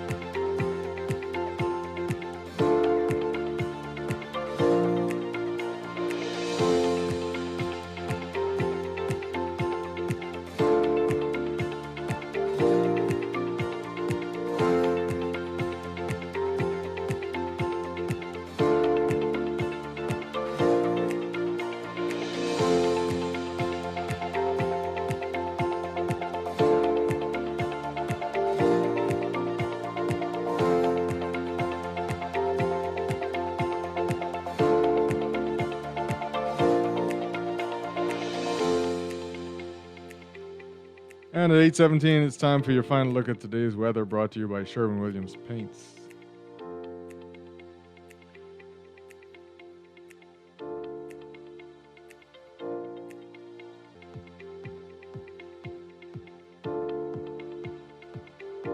There are no public warnings in effect at this time. Your general situation, a mid to upper level disturbance, continues to stream moisture over the Bahamas Islands, enhancing showers and possible thunderstorm activity through tonight. Meanwhile, high pressure ridging generates moderate to locally fresh easterly winds over the nation. The mid to upper level disturbance will linger and meander over the Bahamas for the work week. This feature is expected to continue streaming moisture over the country, resulting in bouts of showers, possible thunderstorm activity over portions of the islands. Localized flooding is in low-lying areas and flood-prone areas is possible. There remains a moderate risk of rip currents for Atlantic waters across all areas. Beachgoers and swimmers are urged to continue to exercise caution. There's also a marginal risk to moderate risk of flooding in low-lying areas and flood-prone areas during heavy or prolonged rainfall periods. Areas already inundated have a moderate risk. Due to the super new moon, there is a marginal risk of tidal flooding along shorelines during the evening high tide hours persisting into Tuesday. For the northern Bahamas, your weather, a mix of sun and clouds today, becoming mostly fair tonight. A 20 to 30% chance of showers with an isolated afternoon thunderstorm possible. Winds easterly at 15 to 20 knots. Your high temperature, 88 degrees Fahrenheit. Your low, 73 degrees Fahrenheit. For the northwest Bahamas, a mix of sun and clouds today, becoming mostly fair tonight. A 20 to 30% chance of showers with an isolated afternoon thunderstorm possible. Winds easterly at 15 to 20 knots. Your high temperature, 86 degrees Fahrenheit. Your low, 75 degrees Fahrenheit. For the central Bahamas, partly cloudy through tonight. A 30 to 50% chance of showers with isolated thunderstorms. Winds east to southeast at 15 to 20 knots. Your high temperature, 86 degrees Fahrenheit. Your low, 77 degrees Fahrenheit. For the southeast Bahamas, weather partly cloudy through tonight. A 30 to 40% chance of showers with isolated thunderstorms. Winds east to southeast at 15 to 20 knots. Your high temperature, 86 degrees Fahrenheit. Your low, 77 degrees Fahrenheit. The outlook for Tuesday, May 19th, weather partly cloudy across the northwest and central Bahamas. Expect a mix of sun and clouds elsewhere. A 30 to 50% chance of scattered showers across the northwest and central Bahamas. A 20 to 30% chance of isolated showers elsewhere. Winds for the northern and northwest Bahamas are east-northeast to east-southeast at 15 to 20 knots. For the central and southeast Bahamas, easterly at 15 to 20 knots with higher gusts. Your high temperature for Tuesday, 88 degrees Fahrenheit. Your low, 77 degrees Fahrenheit. And your outlook for Wednesday, the 20th of May, expect a mix of sun and clouds. For the northwest, central, and southeast Bahamas, there's a 30 to 50% chance of widely scattered showers with thunderstorms possible. Elsewhere, a 20 to 30% chance of isolated showers. Winds for the southeast Bahamas, east to southeast at 15 to 25 knots. Elsewhere, easterly at 15 knots with higher gusts. Your high temperature, 88 degrees Fahrenheit. Your low, 77 degrees Fahrenheit. That's your weather outlook, brought to you by Sherwin-Williams Paints. Looking to paint? Your local Sherwin-Williams store has top quality paints, expert advice, and everyday discounts to help you save only at Sherwin-Williams.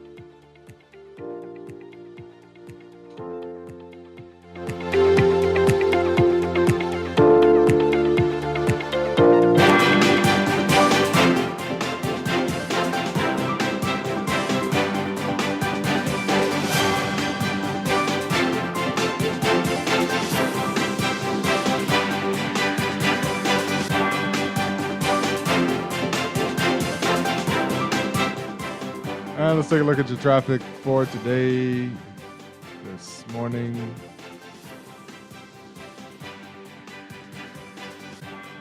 This traffic update brought to you by NUA Insurance Agents and Brokers. Some traffic on Gladstone Road.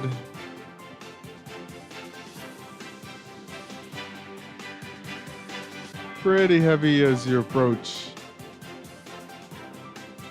the area around Easy Car Sales. Then you get to start moving, but slow down at the hill there by Fusion Superplex.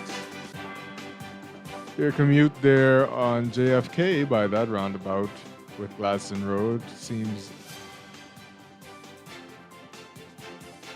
pretty easy at the moment. Hope that doesn't change for you. Lots of traffic on Sir Milo Butler Highway backed up all the way past Fire Trail Road.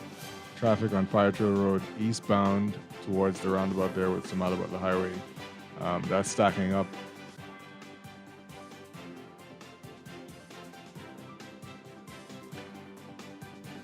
Blue Hill Road, Carmichael Road intersection, lots of traffic there. Traffic backed up past Southwest Plaza, and traffic backed up from Carmichael Road all the way to the Big Chicken. That's your regular hotspot there. Lots of traffic on East Street as you approach Soldier Road and pass Soldier Road all the way up to the Independence Drive roundabout. Lots of traffic. And lots of traffic between the East Street roundabout and Blue Hill Road roundabout in both directions. So you want to exercise some patience there. Lots of traffic on Robinson Road, and as it transitions to Prince Charles, traffic backed up all the way to close to Beatrice Avenue.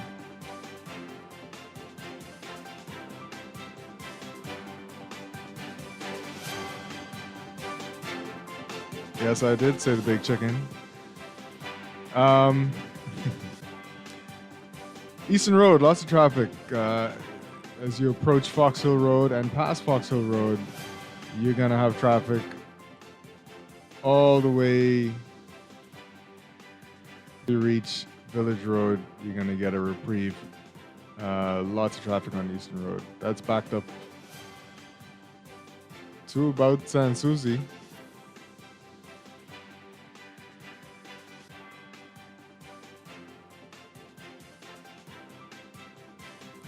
So you want to exercise payment that road there. Those are your hot spots. Traffic brought to you by Anyway Insurance and Brokers. Whether you're on the road or planning your next move, we've got you covered. Visit anywayinsurance.com for an important motor quote or stop by your nearest branch today.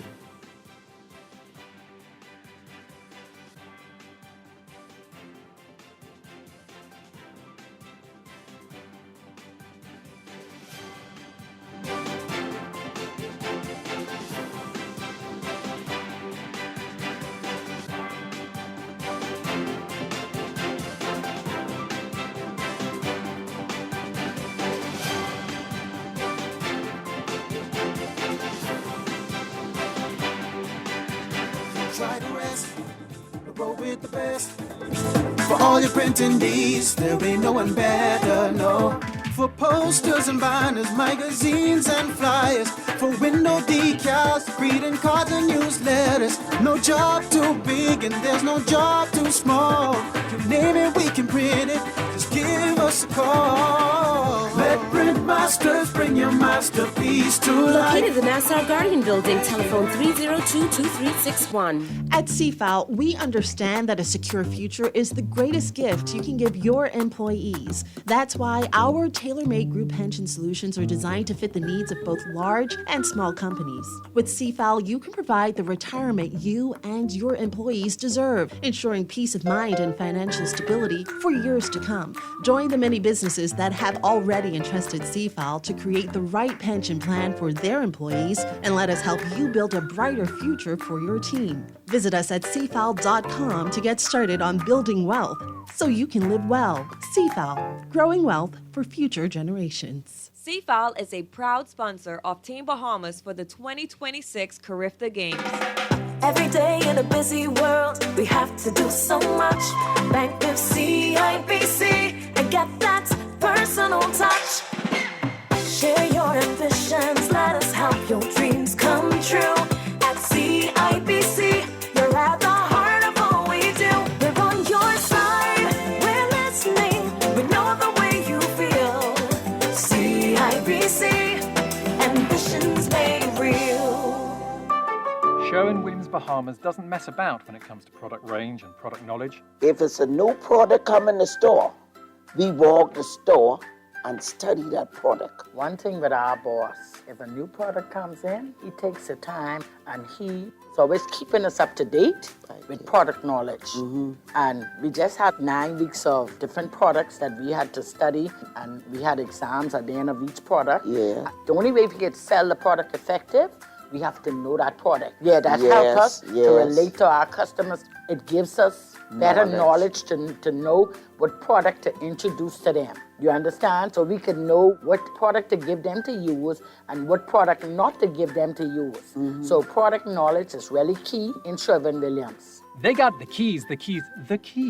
And the key is the product knowledge that comes with our extensive product range at Sherwin-Williams Paints, Bahamas. Find color in every day. No one likes a fender bender. Oh, man. From a little scratch to a full mashup, NUA Insurance has got you covered with auto insurance tailored to fit your needs and budget. For affordable rates with free on-site accident assistance, visit us online or in branch and just ask us.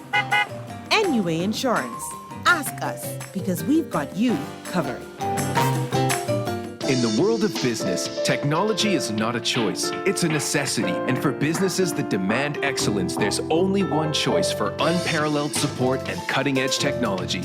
Custom Computers. You have challenges and we have solutions. Computing, networking, storage, and printing for enterprises large and small, aligned with premium brands like HP, Microsoft, Konica Minolta, and more. Get tech done the right way with Custom Computers. Call the know-how team at 396-1101. Tired of banks forcing you to use technology to bank the way they want you to? Your convenience is important. So no matter what your banking needs, Commonwealth's friendly staff are always available in branch for that personal one-on-one service. But when you choose technology, our online and mobile banking app offers you state-of-the-art functionality. The choice is yours. Commonwealth Bank, way you want.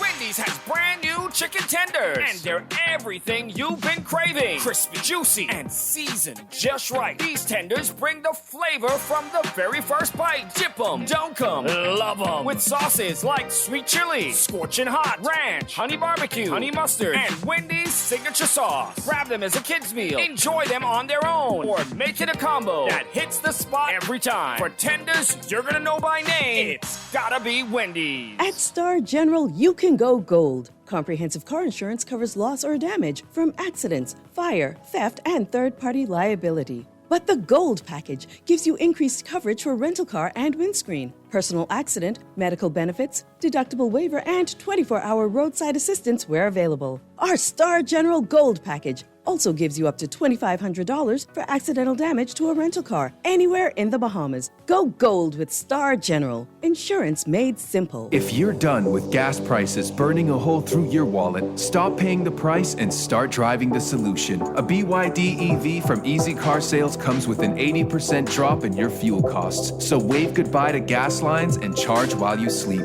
For 8 years, drivers like you have been breaking up with the pump and waking up to freedom. It's more than a car. It's a new way to be.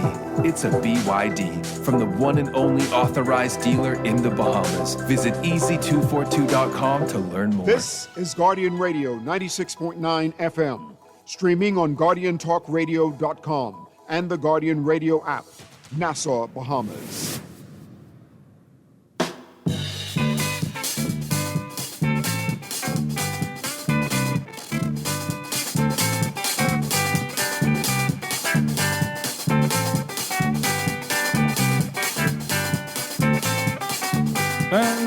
Livingston, Josiah the JP. Can you mind Livingston, Josiah the JP. I and I hear la la la. Josiah the JP. I and I hear la la la. Josiah the JP. Don't mind Livingston, Josiah the JP. Don't mind Livingston, Josiah the JP. I and I hear la la la. Josiah the JP. I and I hear la la la. Josiah the JP. Going down Bayman Road, going down Bayman Road, going down Bayman Road. I can't lick nobody. Don't lick nobody. Don't lick nobody. Good morning. Welcome back to Morning Blend here on Guardian Radio 96.9. I'm Chester Robards along with DeAndre Cartwright. Dwight's taking a break. I feel like we all need one, especially after the election cycle, but I don't know. Is it stopping right now? Post-election break. Yes. Yes, we are standing up for our rights as media people during this We can't even call it silly season anymore. But I don't know what to make of any of this right now. I want y'all to help me. Well, I guess the appointments are the post game silliness or whatever. I don't know what That's it what is. it is. I feel like I don't know. I don't know. Is it off season? Is this considered like off season election season? Maybe. Oh my god! When we left, we were talking about this largest cabinet in history. 29 Call was trying to tell you say that they had a big people one like this before. elected to. That's what I heard when I was driving in. Well, I don't know if. I'm not sure if that's true. They call it the Gussie May cabinet. We've heard Gussie May cabinet Listen, before. I was but looking that's for it to because see if y'all put that in this paper. it can keep getting bigger. Well, because I So assume if that they they're had gonna won be more new. seats, it would have been even bigger. Maybe. Are they going to get like? Is it going to be new ministries as new needs arise? There are new ministries. I know there are. Yeah. Like more. More? I don't know. I mean, what Because more I feel can there like be? the majority. So they've ripped some ministries apart. Right. That And then we've what they've seen done together. is it sounds like they have elevated some like departments or special bodies or whatnot. Right. I'm like, so how many more special bodies do we have that would need a minister? And that I wonder, right? Because not general orders. It's cabinet procedures, I think it is, right? Like, are we following I'm assuming we're following everything, but then after the whole gaming regulations and whatnot, and that being up for interpretation allegedly, I don't know. I feel like my mantra today and for the last couple of days, I don't know what we're doing. And I want to know more. I really want to appreciate what we're doing. Yeah. Let's read some of these text messages that came in. Hello, Chester. The same short-sighted mind that presented the word salad campaign strategy for the F&M is at work making Senate picks. Okay. Which word salad? I feel very... On the highway? What are you talking about? I feel very targeted, that one right there. Like, you were hurt. That sounds like you got hurt. Who is this? I don't know. This person says, this is the fattest cabinet ever. Oh, I think I read that. Chester, it's not a pick like gaming things. Let's be educational. The MPs are elected. The senators, cabinet ministers, boards, etc. are appointed by the PM. Okay. I don't understand why they're saying that. I want to know how they are initially picked from within the party. Or even from without the party, as we saw with Rick Fox. Mm-hmm. So you could just slide on in at the 11th hour. Well, that's what I'm trying to figure out. But this saying, how do you prove that you have skin in the game? Or maybe that was done like through money or something. I don't know. So I was telling somebody over the weekend that I couldn't see Rick Fox involved day to day in the F&M machinery. Mm-hmm. Yeah, that's not something that I would have envisioned. But then again, if this is his new role in life. Is it? Right. Then this is his thing to do. I don't know. Is it? But do you actually... I have questions, and I'm trying to figure out diplomatic ways to say it, but I don't think I could. Because what determines your depth of commitment to your position? Because, again, if you have 8 persons in the House... You have a handful in the Senate that's speaking for the opposition as a whole, then those positions have to be taken very seriously. And we need not to only be hearing you during sessions. Right. You need to be hearing outside. This is what I'm also curious about. Like, what will we be hearing from you in those positions? I can't say that I can automatically think, okay, Rick Fox is known for this. Mm-hmm. Arinthia Komalafe is known for this. Like, I think we all know she has, her background is economics or whatnot, right? I think. Trevor is a disaster risk management mitigation and whatnot, but he's also been involved with party policy. So I understand him. Mm-hmm. Ellsworth can also speak, but is it because he's a former was Minister of State for Legal Affairs, or because he was in an AG? So I could understand. Yeah. But what's the forward thinking? What's the long term thinking? And what's the strategy? Because there has to be a strong strategy for the short term, because we don't know what's going to happen after the first sitting of the House, if any changes are going to occur in the composition of the party itself and their representatives. And there got to be a convention coming up of sorts to realign. Yep. I mean, there should. Yep, absolutely. I have so many questions. This text message, Chester, Deandra, what does it say? Deandra has so much faith in the new government moving forward. Does Deandra also believe in unicorns?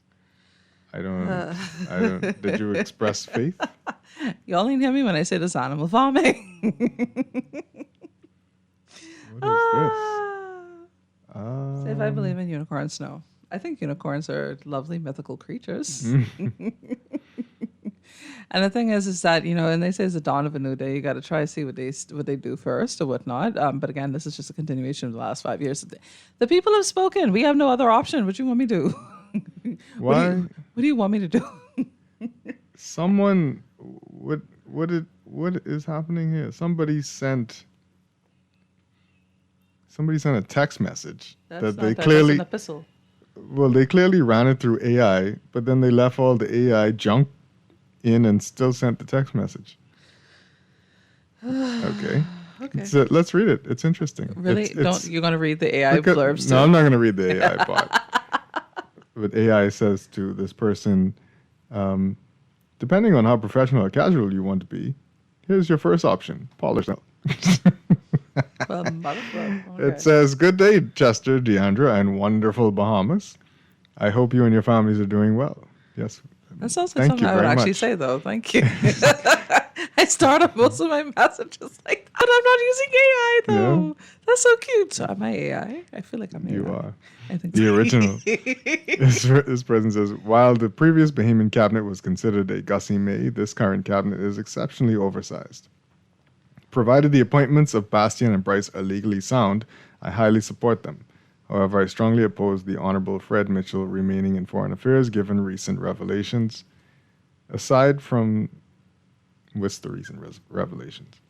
I don't know. Aside from that, the cabinet is stacked with impressive skill, talent, and brilliance, offering a strong balance of seasoned leaders and future torchbearers. Huh?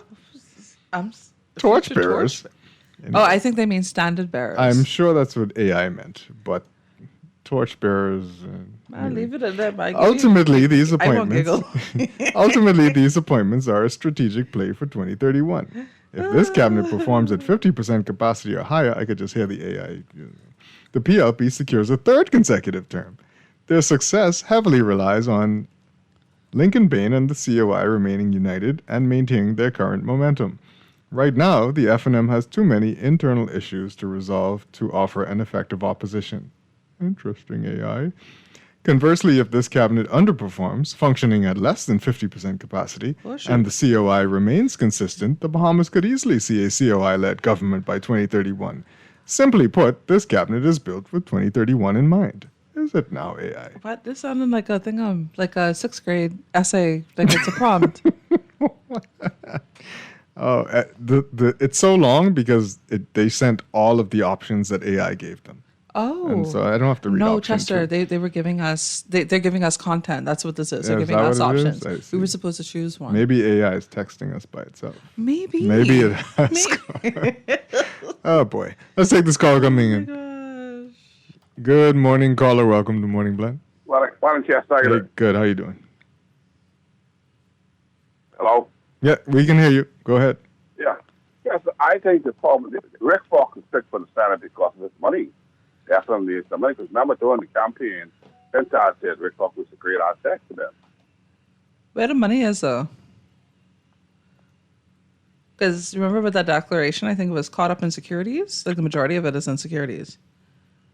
So which money? He's gone. Okay. This person I says, still can want you... somebody to answer me, though. Well, I mean, that's what people are going to think, right? People are going to think you allowed this person to come in, right? Uh-huh. What seems like under the FNM radar. I don't know. Mm-hmm.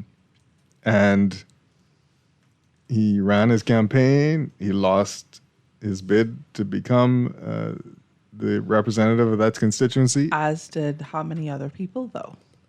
Correct, but I'm just talking about this one individual, Rick Fox, and then you make him a senator. Over people who've been with this Sacrifice more. party for and All their lives? You can say sacrifice more, yeah, absolutely. I mean, I saw many other people on the stage carrying on quite silly. Yeah. All in the name of the So party. what is it? So what is But it? they ain't right? got no position. That's the question. What is it that he has that others don't? This person says, "Can you get it together with sound levels, please? Ads are deafening, but can barely hear the news." Apparently, you didn't want to hear the news. It wasn't the right news. I don't know. The PLP administration is comfortable with an atmosphere conducive to keep the electorate frustrated. It is a design skewed to maintain power while their ignorant base would always show up in the minority. So those that stayed home need to shut up and don't complain. Okay?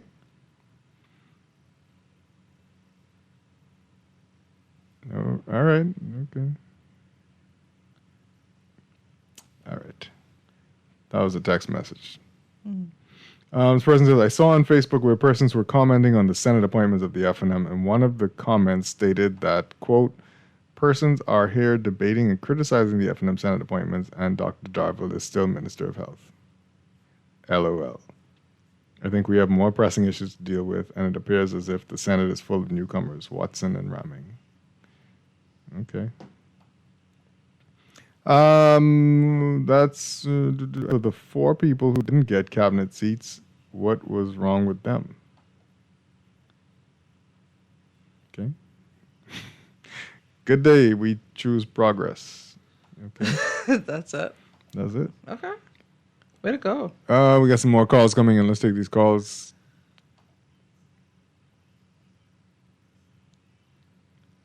Yeah, good morning, caller. Welcome to Morning Blend.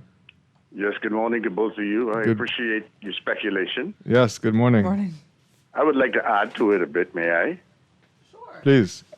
I feel as though the whole game is like an ace or draw. Everybody wins? The larger the hand you play, your draw would be substantially large. If you throw a very large hand, you may go from 0 to 1,000 and don't have to explain how you got there, and other people were waiting in line. So it's all an ace or draw, and it's time for Rick and Bass and them to get their draw, that's all. Makes sense. That's what it is? Makes sense. All they're doing is alienating the majority of the public who don't even have that access or those funds. I know. What? I don't know how people Well- really feel about that. We got another call coming in. Let's try and take this. Good morning, caller. Welcome to Morning Blend. Good morning. Good morning. What I see here, firstly, let me do my disclaimer. I'm a PLP supporter. But what I see here with the FNM pickup senators,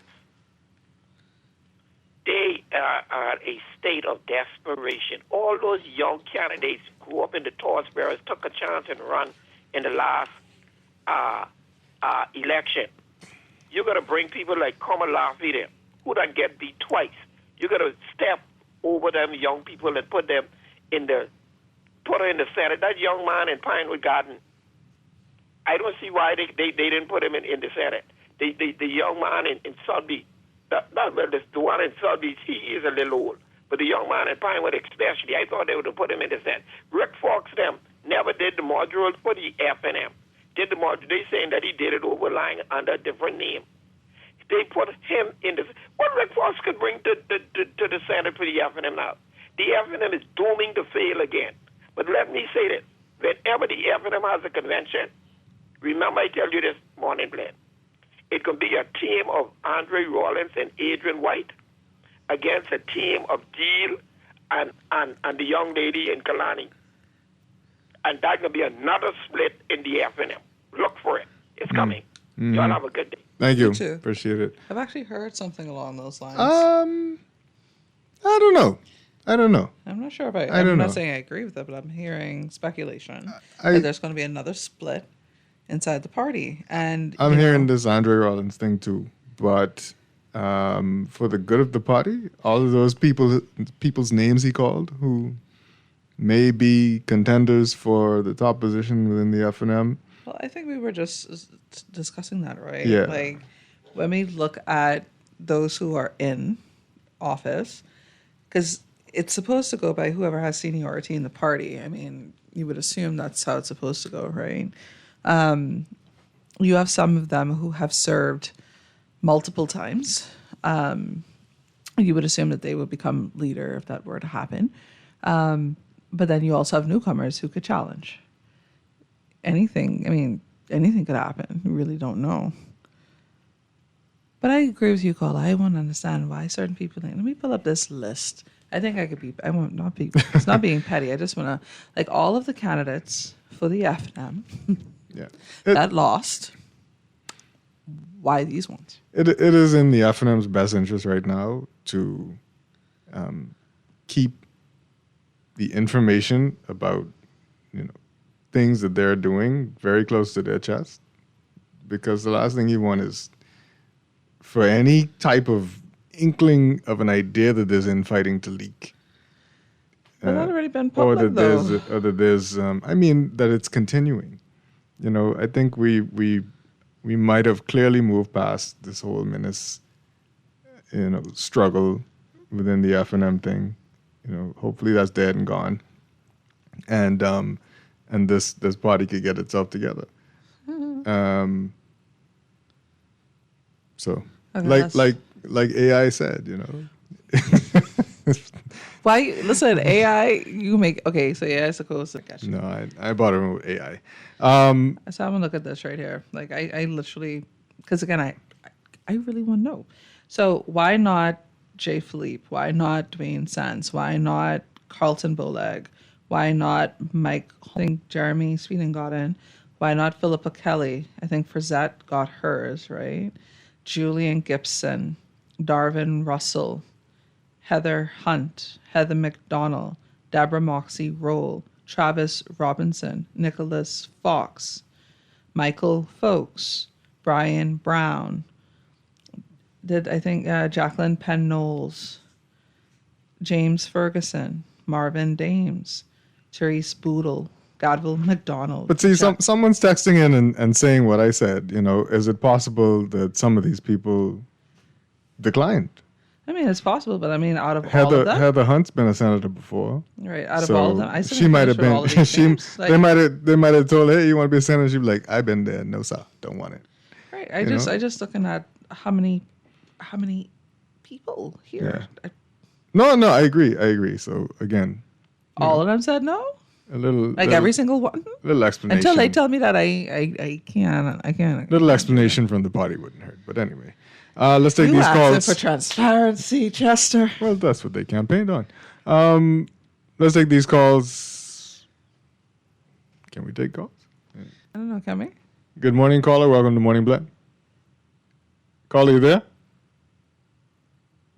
I don't know if the sound is up over there. Let's read some more of your text messages before we get to the end of the show. Why the senior minister in the House of Assembly back his role as a minister of state? I was asking the same thing. And the senator is a minister of social services. No, now you don't get involved with that one right there. Y'all gotta understand. I just was explaining this to one of my mentees. That what we see in the public is different than party hierarchy. Mm-hmm. Okay, party hierarchy, I want to say almost always trumps. Because I should have said that when we were discussing FNM. It's your position in the party, not just what you've done as a member of parliament or a senator or whatever like that, but also that distinguishes your positioning, right? Barbara Cartwright is a Secretary General of the PLP, my guy.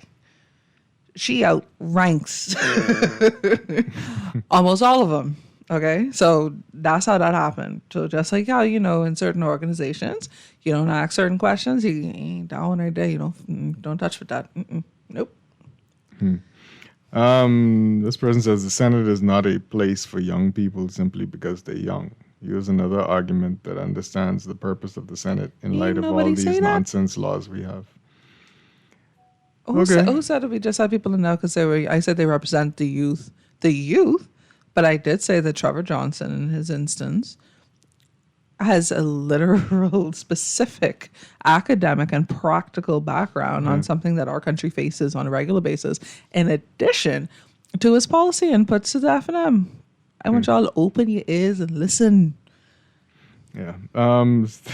This text message saying, What "Good morning, Chester. Why are these PLP callers so concerned about who the F&M senators are?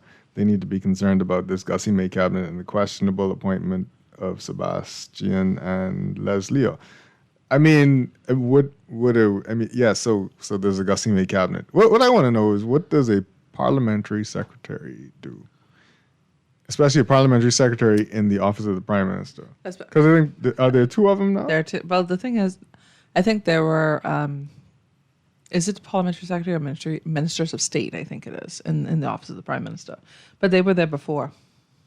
Yeah, I know one of them was there before. Yeah. Let's see. Parliamentary. So this is inside the cabinet procedures, I think it is. Those documents are freely available online if anybody, if you had time to go and read them.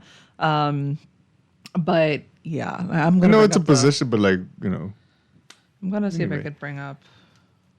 It's not like throughout the 5 years of an administration, we get to understand what these people are doing. Yeah. Anyway, Okay, let's take these calls while you're looking for that. I think I found Good morning, caller. Welcome to Morning Blend. Hi, good morning, folks. How are y'all doing today? We're doing good. How are you? I'll be good. I found it strange in the last election. Did y'all hear any results before all these people were? I mean, I'm in my 60s. I'm used to. Here's how it's supposed to go. The results come in. So, okay, polling division 1, polling division 2. You understand what I'm saying? I didn't hear that for a lot of constituencies. And all of a sudden, I just heard, okay, even a concession speech, which accompanies it. All right, whoever loses, they give a concession speech. All of that was missing. Did I miss something? Or did y'all hear it? You mean each candidate has a concession speech? No. Okay. You know how it go. Okay. Say Cat Island, right? They'll name off polling division 1. Right. As the results come in. Polling division 1, boom, boom, boom. Polling division 2, and then you move on to another constituency or whatnot have you. And then you yourself, because you're tallying yourself at home. Mm-hmm. You understand what I'm saying? Yeah. Did that happen? That did happen, but as that a lot didn't of happen as a no, it didn't. It didn't happen. So I was going to say it as the night went on, it didn't happen for a lot of constituencies. A lot of them, Yeah. and I found, and then even after you have your tally sheet. What's the tally sheet for me if I can't tally it up for myself? Right. Then afterwards, when you even see according to your, because you're writing down and all of that, then whoever is the loser, they'll say, well, okay, such and such has conceded, or he'll even come up and say whatever. You understand? Yes. None of that happened in the last election. And I find that very strange. And then after Cat Island and Exuma, both of them were declared winners. Well, it's just going out of hand after that. Nobody, and I had the tallying sheet to say, well, okay, let me see when they bring these numbers in. The numbers never came on that night. Did any of y'all hear? Bamboo Town, South Beach, a variety of persons. There's nothing to put on my tallying sheet. Yeah, no, I agree. That was the problem. I found it, and then all of a sudden you say, well, okay, these people win, but win by what? And they don't get sworn in all of a sudden. I never see, just a quickest swearing and I ever see. Anyway, thank you. To God be the glory, and great things he has done. You all have a good day, okay? You have a good day as well. So if you want to pick up the Nassau Guardian today, the government notice, there's a government notice from the Ministry of National Security, Parliamentary Registration Department, with all of the results, right? Form R, notice of results. Now, what I find, this is, I don't know if this is anything, but why are some of these Form Rs different? Like there's different looking Form Rs, and then some are typed and some are handwritten. Yeah, because that's but they all look different. Why do they all look different though? Why did Could some have of them- different not different versions, but produced at different times. It's like with government forms. Is You it- have like the old one, the new one. It's the same thing. But is it just different for each constituency? I don't know. Well, these are they not the official contested things? And then right? how do you decide which ones are typed and which ones are handwritten? It could be dealt by a different officer. I don't get it. If somebody could answer that for me, that'd be great. Oh, I also have a I comment don't from one of my good church folks who I believe is in the F&M. So I have been scolded. You have been scolded. It has to say, please stop, Deandra. Discussions were held, and that's what the party decided. I think this is in terms of the F&M because The Senate appointments? Yeah. Oh, okay. So I was like, okay. And if I have seen the PLP lineup and my no comment, I literally spoke about all of them. Like I called each one of them off. But anyway, I found Chester the cabinet procedure. So again, so this is the Manual of Cabinet and Ministry Procedure, Part 11. And this is 18, Ministerial Responsibility. And this would be Part 3. B, parliamentary secretaries. And hold on, wait, that's the producer putting in the music for the news, so I can say this on the next side. So we don't get in trouble. Y'all stay tuned here with the morning blend. We'll be right back. I just want to say before we go to like some numbers are crossed out in some of these too, and then like the correct number put in or something. It's very strange. This whole Stop it. I don't know what that is. That's Morning Blend for this morning. Morning Blend Business is up next. You don't want to miss the show. Of my mind. Everybody's talking at me. I don't hear a word they're saying. Only the echoes of my mind. This is Guardian Radio 96.9 FM. Streaming on GuardianTalkRadio.com and the Guardian Radio app, Nassau, Bahamas. The views and opinions of the hosts and guests are their own and do not necessarily reflect the views of the management and staff of Guardian Radio. Wake up, it's a new day. Wake up, it's a new day.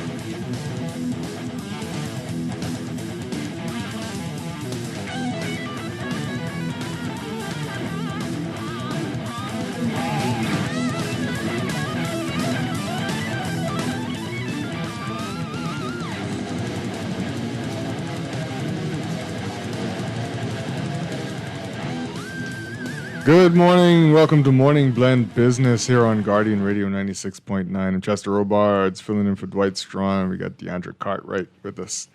And we are switching gears for the moment. And we are talking to mortgage manager. Yes, that's correct. Osvon Pratt. Yes. From Commonwealth Bank. You got it. And we are discussing mortgages. Correct. Excellent. And loan financing? Lot loan financing. Yeah, some great news. Good. So you got some great news to bring to people. And he's smiling about it, y'all. He came skipping into the Listen, studio. when banking people smiling, I get worried. Like, why are you happy? Are you going to make me happy? Because the news is so great, that's why I'm smiling. You know, historically, Commonwealth Bank has been known as a bank to empower Bahamians. In 2026, we're taking it even higher by making sure we empower every able-bodied Bahamian with home ownership. The gift of home ownership. We're gifting you the 2026. Oh, boy. Okay, yes, gift yes. them. That's music to Bahamians' ears. Yes. Listen, I in the market, what you saying? All right. So let's start with land loans. All right. So select Bahamians can qualify for a land loan up to $125,000. So listen, Morning Blend listeners, if you're driving, please fasten your seatbelts. Pull on the side of the road. If you have a pacemaker, please pause. Oh, shoot. Because guess what? You can get vacant land up to $125,000, 0% down. What? Commonwealth Bank Say is what doing now? big What? things. Hold on. Big things at Commonwealth Bank. Yes. What that interest rate Draw looking dropping at? things. Yes. What that interest rate looking like? We go as low as 4.5% on our vacant lands. There's a campaign going on right now. Wow. So this is unheard of, 0% unprecedented. down? Yes. Yes. 0% Yes. down. My brain done calculate. It gets even better. Oh. Yes. There's, if you- there's more. There's more. There's more. Tons more. Guess what? So if you own your own home and your bank is telling you, hey, you can only use up to 80%, and of course you might have college tuitions, you might have consolidations you want to do. Guess what? At Commonwealth Bank, we're saying we'll let you use up to 90% of your equity. 90%. Oh. And guess what? Rates as low as 4%. Switch today. So 4%. Wow. Very low. Extremely low. 4%. That's unheard Okay. of. Commonwealth Bank, again, is doing big, big things. And I can continue. Want me to continue? You would please do. Yes. I'm fascinated. Our ears are perked. So guess what? Construction loans. Usually, with the construction loans, you come up with your 10%, and there are banks that say you have to come up with your 10% contingency. Of course, there's closing costs. Right. Commonwealth Bank gives you a one-shot deal. You come up with 10%, and guess what? We cover everything for you. So that's again unheard of. Hold on. When you say everything, what are we Hold on talking now. about? So I could catch myself. Yes, yes. So we include your closing costs within the mortgage. Oh. Yes, certain Oh, conditions that's apply. helpful. That's Yes, helpful. yes, That's yes. helpful. Because we know home ownership, getting to that 10% can be kind of tricky. Yeah. Of course, you come up with your 10%. Let's say you're financing $200,000. So saving $20,000, of course, is a task. You come up with your $20,000, and then you hit with another blow. Some persons are not educated to the point to know that you have to come up with your closing costs. Your Yeah. closing costs can run you into another 15%. So here it is, you're looking at roughly another $35,000 plus that you got to come up with. Wow. And it gets taxing. Yeah, It seems as if your goal is unachievable. At Commonwealth Bank, we're making it easy to get a home because you know what we're saying to you? We're saying to you, DeAndre, you know what we're saying? Chester, you know what we're saying? I'm listening. We can include the closing costs within the mortgage. So once you come up with that 10%, you're now a homeowner. You now can build your home. Boom, Commonwealth Bank is doing it. Bahamians, this message is for you. Hey, now, I feel like I got to set up my appointment. now, this relationship. You know Yes. how some of these things go. Is this a limited time offer? Yes, so it is a limited Oh time. boy. See, there it is. So there's a limited time. So we want you to move now, Bahamas. 397-6940. Set up your appointment today. We want this lasts at least about 60 days. But guess what? Set up your appointment today, 397-6940. Our team, they're waiting to set up an appointment. And in 15 minutes, you can know how much you qualify for, and we'll give you your next steps. Yes. Even bigger news. So More? Hold on. I don't know if he could take this. Where's my coffee? Hold on. I need a sip. How's the bigger news? Yes. Okay. So for our premier clients, that's our clients who are making $70,000 or more. So everyone is 10% down. And again, we have the feature where there's 0% for the vacant land. Right. But of course, for our premier clients, if you're making $70,000 or more, or jointly you're making $100,000 or more, you can actually only inject 5% down. 5% down, and we include the closing costs. So guess what? Hold on now. Wait a second. Hold on. And certain conditions apply because, of course, we want the appraised value to be within a certain Right. amount. Yes, but Okay. we include it. Ah. And guess what? Even if the appraised value, let's say, is not sufficient to squeeze it in, we can finance the closing costs for you. Done. One-shot deal. Oh. Well, it sounds like y'all trying to lock people Now, when you down. say premier, are these people already customers of the bank? You don't- or you could come in and say, hey, maybe. Yeah, if you're not a customer, it doesn't matter. Whoever, once you're a premier client, once your salary is $70,000 or more, and jointly $100,000 or more, 5% down. Whether you're a Commonwealth Bank client or not, we don't discriminate. It doesn't Now, sound like you I got- came here to make everybody happy this see morning. that? Yes. Listen, I trying to. And you're gonna make some other people a little unhappy. That's okay. Well, you know, We're in the he's- business for Mr. President, power. you're never scared of these other people. They're never scared of it. Never scared. Oh, Hold on, wait now. Okay, so the lines could be long at Commonwealth Bank. you sure we can Over get the through on the next- phone lines? What that number is again? 397-6940.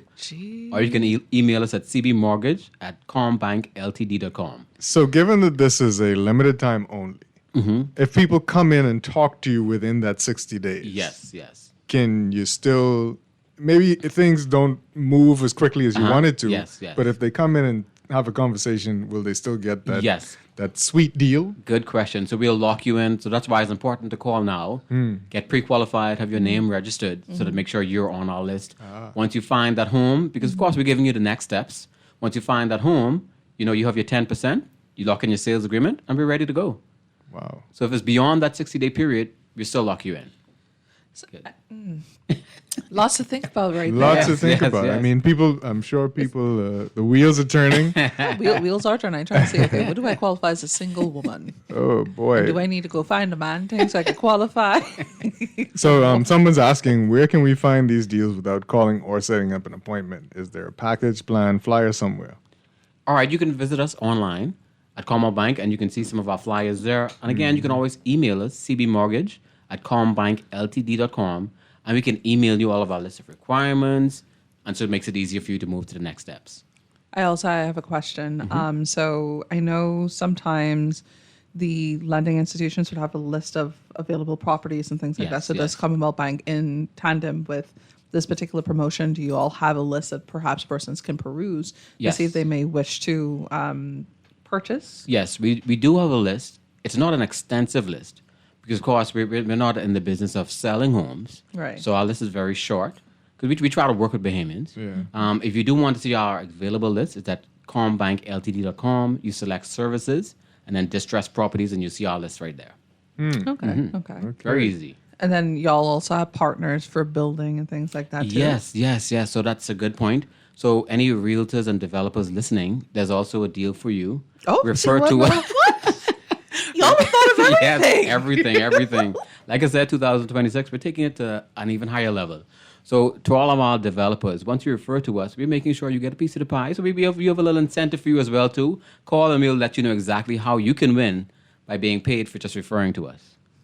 What? When? Just so we going into development. That's what we could do. So we get It sounds like it. So this is someone's asking to repeat the email that you gave. It's cbmortgage@commonbankltd.com. Is that Combank with two M's, right? COMBANK. Oh, COMBANK. Thanks, Okay, yes. one M. One M, correct. All right. Yes. So yes, that. Okay. We'll have him repeat the email again before we finish the segment. Yes. What are you seeing in terms of people coming in and qualifying for loans? Is it good, bad? Yeah, it's good. Mm-hmm. Actually, there are a lot of Bahamians now qualifying for the saying is about 250, 350. And of course, our premier clients are going to be up in that $1 million range, that 800,000 plus range. But the average right now is 300, 350. So a lot of Bahamians are being more home conscious. So they're saving, they're trying not to get into too much debt. Debt service ratio available for the home purchases. So a lot of them are, yes. Now, why is Commonwealth Bank doing this? I know, obviously, it sounds like you've heard the cry. Getting into home ownership is not easy in this country. And then the numbers from Central Bank actually speaking directly into Yes, these things, exactly. So, yeah. Yeah, so our thing is we realize that Bahamians do want to have an appreciating asset. Yes. So we said, rather than just being the leader in consumer services, let's also be the leader in mortgages. How can we get Bahamians to the point where you're turning your own key and you're walking with that smile and you're feeling proud that this is my home? So we realized, as we did our study, what were those roadblocks. And we said, how can we address those roadblocks? So our team, we sat, we discussed, we did our surveys, and we came up with a plan with a product that caters to Bahamians. Of course, historically, like I started off with, Commonwealth Bank is known to be a bank for Bahamians, and this is what we're doing. We're making sure Bahamians are empowered with an appreciating asset. So make sure today is your day. If you're hearing my voice, be that one to accept the call. And is there a specific Commonwealth Bank location that you come to, or you can come to any? So we do have a centralized mortgage branch. It's located on Prince Charles Drive. So what we want you to call 397-6940. Let's set up a time, let's set up an appointment. We can also do phone appointments. We're advanced. You don't have to physically come in. We can do the phone appointments. If you want to email, you can also email us, and we'll set up that time for you. So we're thinking of everything. Okay. So of course you might live far out west. Right. You might work over Paradise Island. You don't have time to come on your lunch break. We can do it by phone, 15 minutes, pre-qualified. Wow. Now, I have a question because I trying to see if I could ask it diplomatically, but I'm not sure if I could. So I know that Commonwealth Bank has been doing a lot to improve its reputation and whatnot. What would be contingency plans if somebody were to fall onto hard times when it comes to paying their mortgage or whatnot like that? What is built into this plan? Yes. Knowing that there are fluctuations in the economy from time to time, are there safeguards so that that person doesn't lose their investment if they happen to lose their job or is out of work for a month or two or whatnot? Yes, very good point, Dee. So like I said earlier, our distress list is not extensive. If you look at some of the other companies, they'll list a couple pages long. Yeah. So that tells you, firstly, that Commonwealth Bank works with persons. We realize that life happens. So our team is one where if something happens, you have a discussion with us. Don't run from us. Have a discussion with us. Let us know what's happening. So what do? We adjust according to whatever your situation is. Now, if it's a situation that's not, I guess, totally outside of your control, of course, we're going to do whatever we can to make sure you keep your home. We work with everyone. Yeah. Yeah. I'm not going to read this text message, but I'll ask a question based on it. People that keep asking what the interest rate is again. You'll tell them, I guess, at some point. But asking if you have to come in debt free for these deals. No, you don't have to be debt free. So that's why it's important to call because if you have a debt, what we're going to do, we're going to let you use up to 50% of your salary. So what that does, that gives you a lot of room. So even if you have a loan, it allows you a little more space to add in that home. Right. So let's say you don't qualify for the home itself, then let's look at the land. You can start off with the land. You can start to build out of pocket. And so we can guide you into the next steps. So the home might not be the goal right now. Let's at least focus on the land. So we make sure once you come off that call, you know what the next steps are. So even if you have a loan, we make sure you know how you can get one. You can get a home.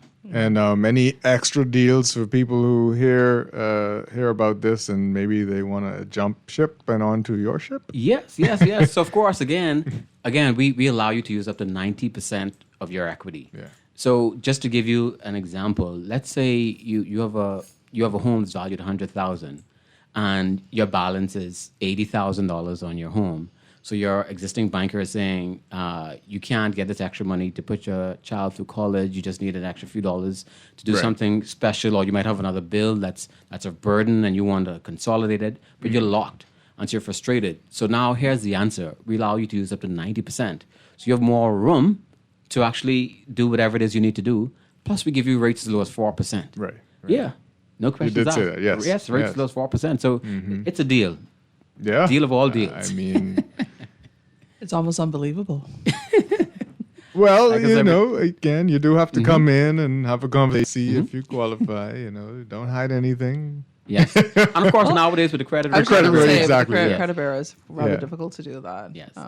So no, that's great. I'm sure you expect a lot of people to come running to your offices, but call, right? Don't just walk in. Yeah, call and or email, and then we'll make sure to set up the time for you. Yes. Just for your convenience. Of course.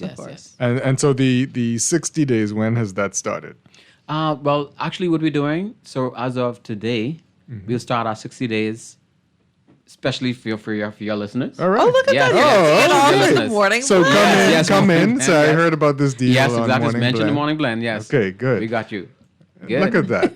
They're very accommodating people over there at Commonwealth Bank. Listen, I wonder if they could slide some extra things for persons who say they heard about it.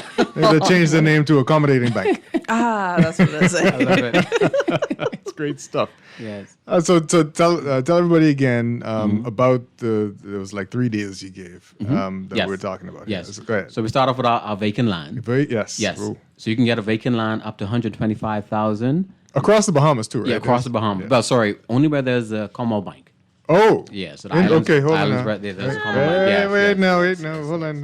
We missed that one. Hold on. So where there's a physical Commonwealth Bank location. Yes. Vacant land on those islands. Yes, or home financing on those islands. Interesting. Yes. So that means now, I can't use this for Long Island. So now outside of those islands, now we can still have a conversation because depending on where you work, we can work out some things where you might be limited as to how much you can borrow, but let's still have that conversation. No, a question. If I am because this is I'm second generation. Okay. Well, I'm a Long Islander. I live here. Yes. But what if I wanted to purchase property on Long Island, but I'm living here, I'm working here? Yes. So two things you can do. Let's say you own a property here in Nassau. We can use the equity in that property. Or depending on where you work, we can say, all right, you work at X company. we're prepared to lend you up to, let's say, $50,000, and let's say the land falls within that price, Uh-huh. then we can still finance it. Okay. Yeah, but if it goes out of a certain range, so if it's outside of a island where we have a presence, let's have that conversation, Mhm. and then we'll give you the next steps. Okay. Okay. Now, why is that? Yeah. Why does the presence matter? Yes, so there's less risk when the bank is present because, of course, we want to inspect the property. Of course, if there's management we need, we're there. We have a presence there. Right. And in the event of a delinquency or if something goes wrong, it's easier to manage when we have a presence there. Mm. And of course, when we're not there, sometimes, for example, even here at one time ago, you would have some appraisers who would give you an appraisal, and when you go to the property, there's no access to it. Right. Or there's a building shell, somebody who may be unscrupulous, they would have just taken a picture of the front part of it. That's Right. true. When you go there, there's just literally there's an empty shell. Right. So having a presence there allows you to manage much more easily. Yeah. Okay. Oh boy. Very good. Okay, good. So yes, Yes. 0% down Yes. on vacant land. Yes, of course. And the other mhm. features, of course, so if you're constructing, just 10% down, no worries in the contingency. Of course, we include the closing costs. Also, if you're purchasing, 10% as well. And of course, for our premier clients, if you're making 70,000 or more, or jointly 100,000, then you only have to come up with 5% down. And of course, we also extend, including the closing costs in there for you. I'm not sure if people really realize, if you're listening, I want you to know how important that is, including the closing costs, because really, see, what happens a lot of times where the frustration comes in is you get to that point and your only goal in your head is, oh, I'm going to save up for this 10% or Right, this 5%, and you're blindsided with this 15%. So you're struggling now to try to find an extra, the extra money. So we've had a lot of persons come over to us because when they found out that we include the closing costs, it's a deal breaker for them. Yeah. I mean, it's a no-brainer right now. Yeah. I mean, yes. Of course. I almost feel sorry for y'all, the amount of people who the crowd that's going to come running. Yes. And of course, if you own your home, we want to encourage you to take advantage of the equity in your home. So you can use up to 90% equity, rates as low as 4%. So that also is great. And for our self-employed persons, you can go up to age 70 for our self-employed persons. Oh, wow. Yes, you can go up to age 70. And we don't discriminate either. If you're self-employed, we just need 2 years worth of your income, your profit and loss, and we can work with you. Up to age 70. You still come in because that's a very important point. Yes. A lot of self-employed people find trouble at the banks. You're right. To borrow Right. money. Absolutely right. Yes. Commonwealth Bank, Working accommodating bank is working for you. Yes, I like it. That's great. Yeah. Yeah. So again, you can reach us at cbmortgage@combankltd.com. Of course, call us at 397-6940. Good. And the appointments only take about 15 minutes, and you get to know what your next steps are. Great. And I can't let you leave without, we did mention off air, but you make it easy to open accounts. That's another big kind of thing. Oh, yes, we did speak about that. So cheers to Commonwealth Bank for helping me with the children. Yes. And you mentioned how good the Apple Pay is for you. Yes. Listen, the kids found out about the Apple Pay option before I did. And I'm like, wow, okay, so now I could just transfer over. This is so much more easier. And I think that's a relatively new option. Yes. So it shows that Commonwealth Bank is ahead of the curve. Yes, the first. But also, again, for kids' accounts, I found it to be a pretty much seamless transaction. So shout out to the Mackey Street branch. Thank y'all because you helped me manage kids. Yeah, no, that's excellent. And so I can also attest because my two kids, I literally stepped in with their passport, my passport was in and out. I attached their accounts to my online banking. They have the debit cards. Yes. But they don't and realize they feel that like I can adults, see. right? Yes. They feel like little adults because I have a pair of teenagers that I have. And so it's like they're using it. And I'm like, I could see what you're doing. Yes. I saw that you purchased fast food twice in one day. What were you doing? I'm like, you could see it? Yes. And typically there are no fees attached to kids' accounts, right? There are. Yeah, there are fees, some? There are fees, yes. Okay. There are. Yes. Oh, But but lower fees. I feel I want to say that they're, in my opinion, I feel like they're lower fees, but at the same time, I think it's like less than $5. In my experience, it's less than $5 per month. And then what I do because it's the kids, and I'm teaching them to be responsible. Mhm. I pay the fees for the whole year at the beginning, Mm. and I'm Okay. like, y'all don't touch this balance. I don't Yes. care how low you get your account. No. That's my money. That's smart. Don't That's smart. That's smart. Until they're That's hungry for that kid. Listen, Anyway. listen, and then I tell them they're gonna put that right back before they realize it's gone. So I do want to mention something too for our existing clients. We have an awesome package for our existing clients. So we have something called our loan advance program. So what happens is you own your home, you've paid down quite a bit, and you need to refinance real quick. So let's say something happens where maybe there's a medical emergency, or even you've pretty much used up a lot of the college funds, and you need a quick $30,000. With our mortgage loan advance program, you can get the $30,000 added onto your mortgage within 2 days. So you don't have to go through the whole mortgage process again. Oh, wow. So we make it easy for our existing clients Wow. to refinance if you're in a quick jam. Or you might say, you know what, I've lived. Kids are out of college. I just want a new electric vehicle. $30,000 per year. You can add to your mortgage as you need, of course, Wow. responsibly. Wow. We just make it easy for you. Yeah. Responsible lending and Yes. borrowing. Yes. That's brilliant.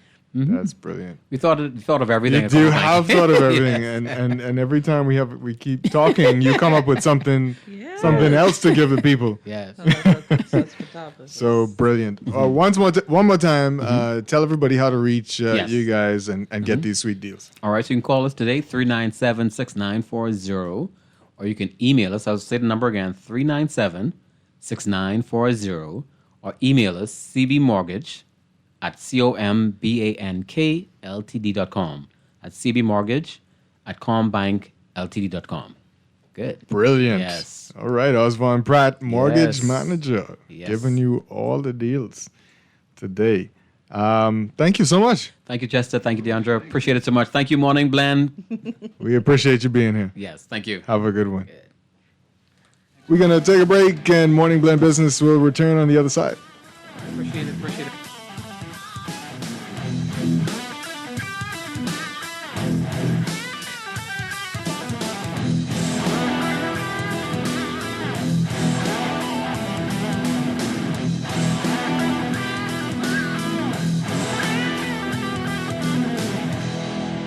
Planning for retirement can be overwhelming, but with CFAL, it doesn't have to be. We offer tailor-made individual, group, and pension solutions that take the guesswork out of retirement planning. Whether it's for you or your company, don't leave your future to chance and let the trusted hands of CFAL's experts guide you toward peace of mind and financial stability. Low upfront costs and affordable monthly payments make it easy for you to build wealth so you can live well. Visit us at cfal.com to start on your path toward financial freedom. CFAL, growing wealth for future generations. Hey folks, thanks for your patience. We'll be taking off very shortly. You should be wheels up in about 40 minutes. And due to a bumpy ride, snacks and beverage service has been suspended. AC has given us some trouble. Sorry folks. Is out. And so is the entertainment. Yeah, I'm sorry about the smell, folks. We are aware. I know. Just one more quick note. We are going to have to deplane. Come on! We're like the plane ride that isn't a nightmare. CG Atlantic Agents and Brokers. Good like that. When it comes to hearts at Cleveland Clinic, you can't miss a beat. You seek the best care possible, work with the brightest minds, and leave no stone unturned to get to the heart of the matter. Because understanding is always the first step to overcoming. For every heart in the world, see how we're advancing the future of heart care at Cleveland Clinic today. Are you a tourism business owner or ready to become one? At the Tourism Development Corporation, we work with tourism entrepreneurs at every stage, turning ideas into thriving businesses and helping existing ones grow.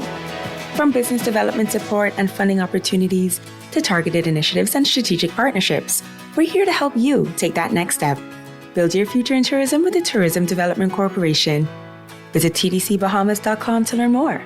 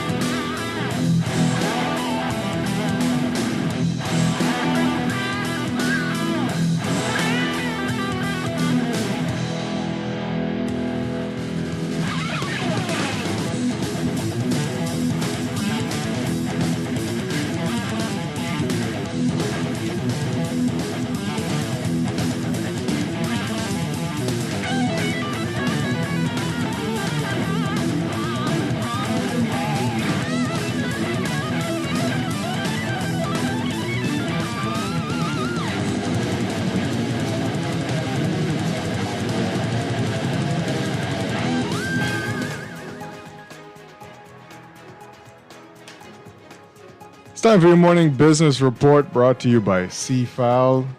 Global credit rating agency Fitch Ratings said in a statement that the Progressive Liberal Party's return as the governing party following the May 12 general election supports policy continuity, noting that although voters' affordability concerns could generate pressure for more substantial fiscal loosening, it expects fiscal policy to remain broadly unchanged.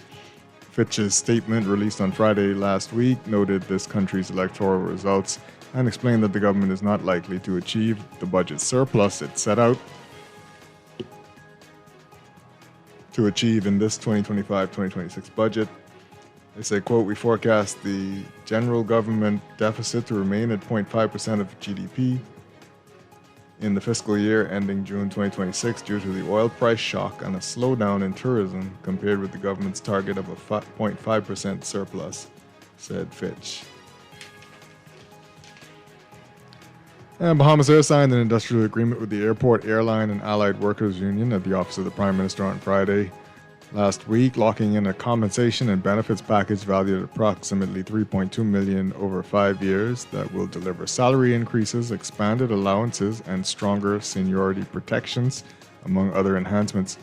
The agreement, which management and union officials described as a major investment in the airline's workforce, also introduces new benefits for flight attendants, customer service workers, maintenance and engineering staff, dispatchers, and Family Island employees. Well, despite concerns over rising global fuel prices and tensions in the Persian Gulf, Bahamas Air Managing Director Tracy Cooper said summer travel demands remain strong and ticket price adjustments have been kept to a minimum. Cooper said the airline expects travel patterns to remain stable heading into the busy summer travel season, even as the aviation industry continues to face cost pressures linked to fuel prices and broader operational expenses. And AML Foods Limited revealed in its financial results report for the third quarter ended January 31st, 2026, that the use of data has allowed the company to continue to grow despite the loss of 2 stores by fire at the company's Old Trail location last year. The company's chief executive officer and president, Gavin Watchorn, said in the report that the company's net profit for the third quarter grew to $5.3 million, up $0.88 million when compared to the same period in the prior financial year. Watchorn said that data has led the company to create processes to improve stores' in-stock levels and refine purchasing in order to better align with customer demand.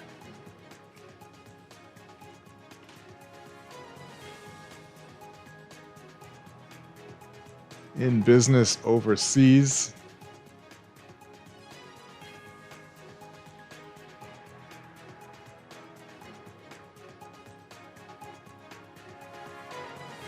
days after Spirit Airlines shut down in the middle of the night, a lawyer for the defunct budget carrier stood before a bankruptcy judge and apologized to the price-conscious customers who might struggle to find affordable flights in its absence. Spirit lawyer Marshall Hubner said in court, quote, we apologize most specifically for those Americans who may now be priced entirely out. He said,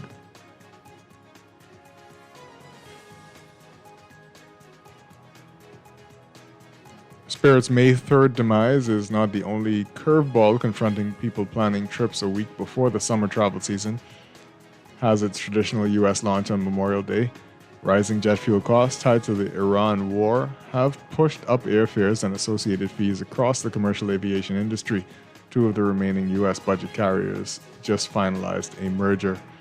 The uncertain outlook for economical air travel reflects how difficult it has become for low-cost, no-frills airlines to operate while squeezed by volatile fuel prices, inflation, and increasingly fierce competition. While budget airlines appeal to customers motivated by fair prices alone, traditional carriers can more easily generate revenue to offset fuel costs through premium cabins, membership rewards, corporate travel programs, add-on charges, and pricing algorithms.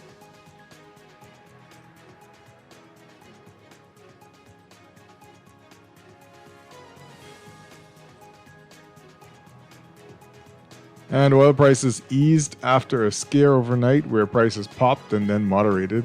That helped steady stock markets worldwide Monday as trading headed from Asia through Europe to Wall Street. The S&P 500 rose 0.1% in early trading after European stocks reversed losses and most Asian markets finished lower.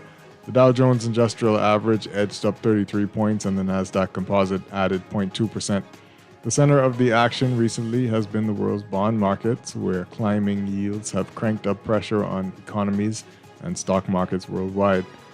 Dominion Energy jumped after agreeing to be bought by NextEra Energy. And that's your morning business report brought to you by C-File, growing wealth for future generations.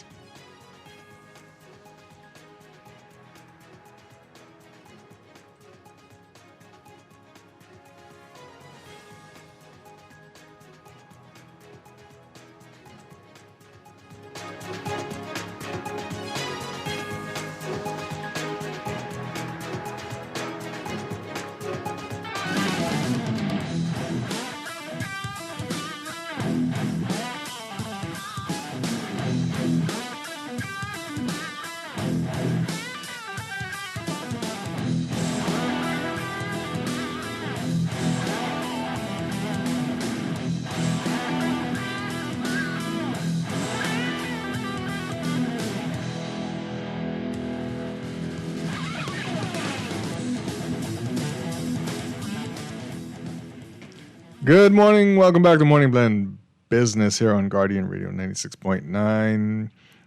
Continuing our conversation from Morning Blend, and Deandra will tell us parliamentary secretaries, what they do, who they are, and also...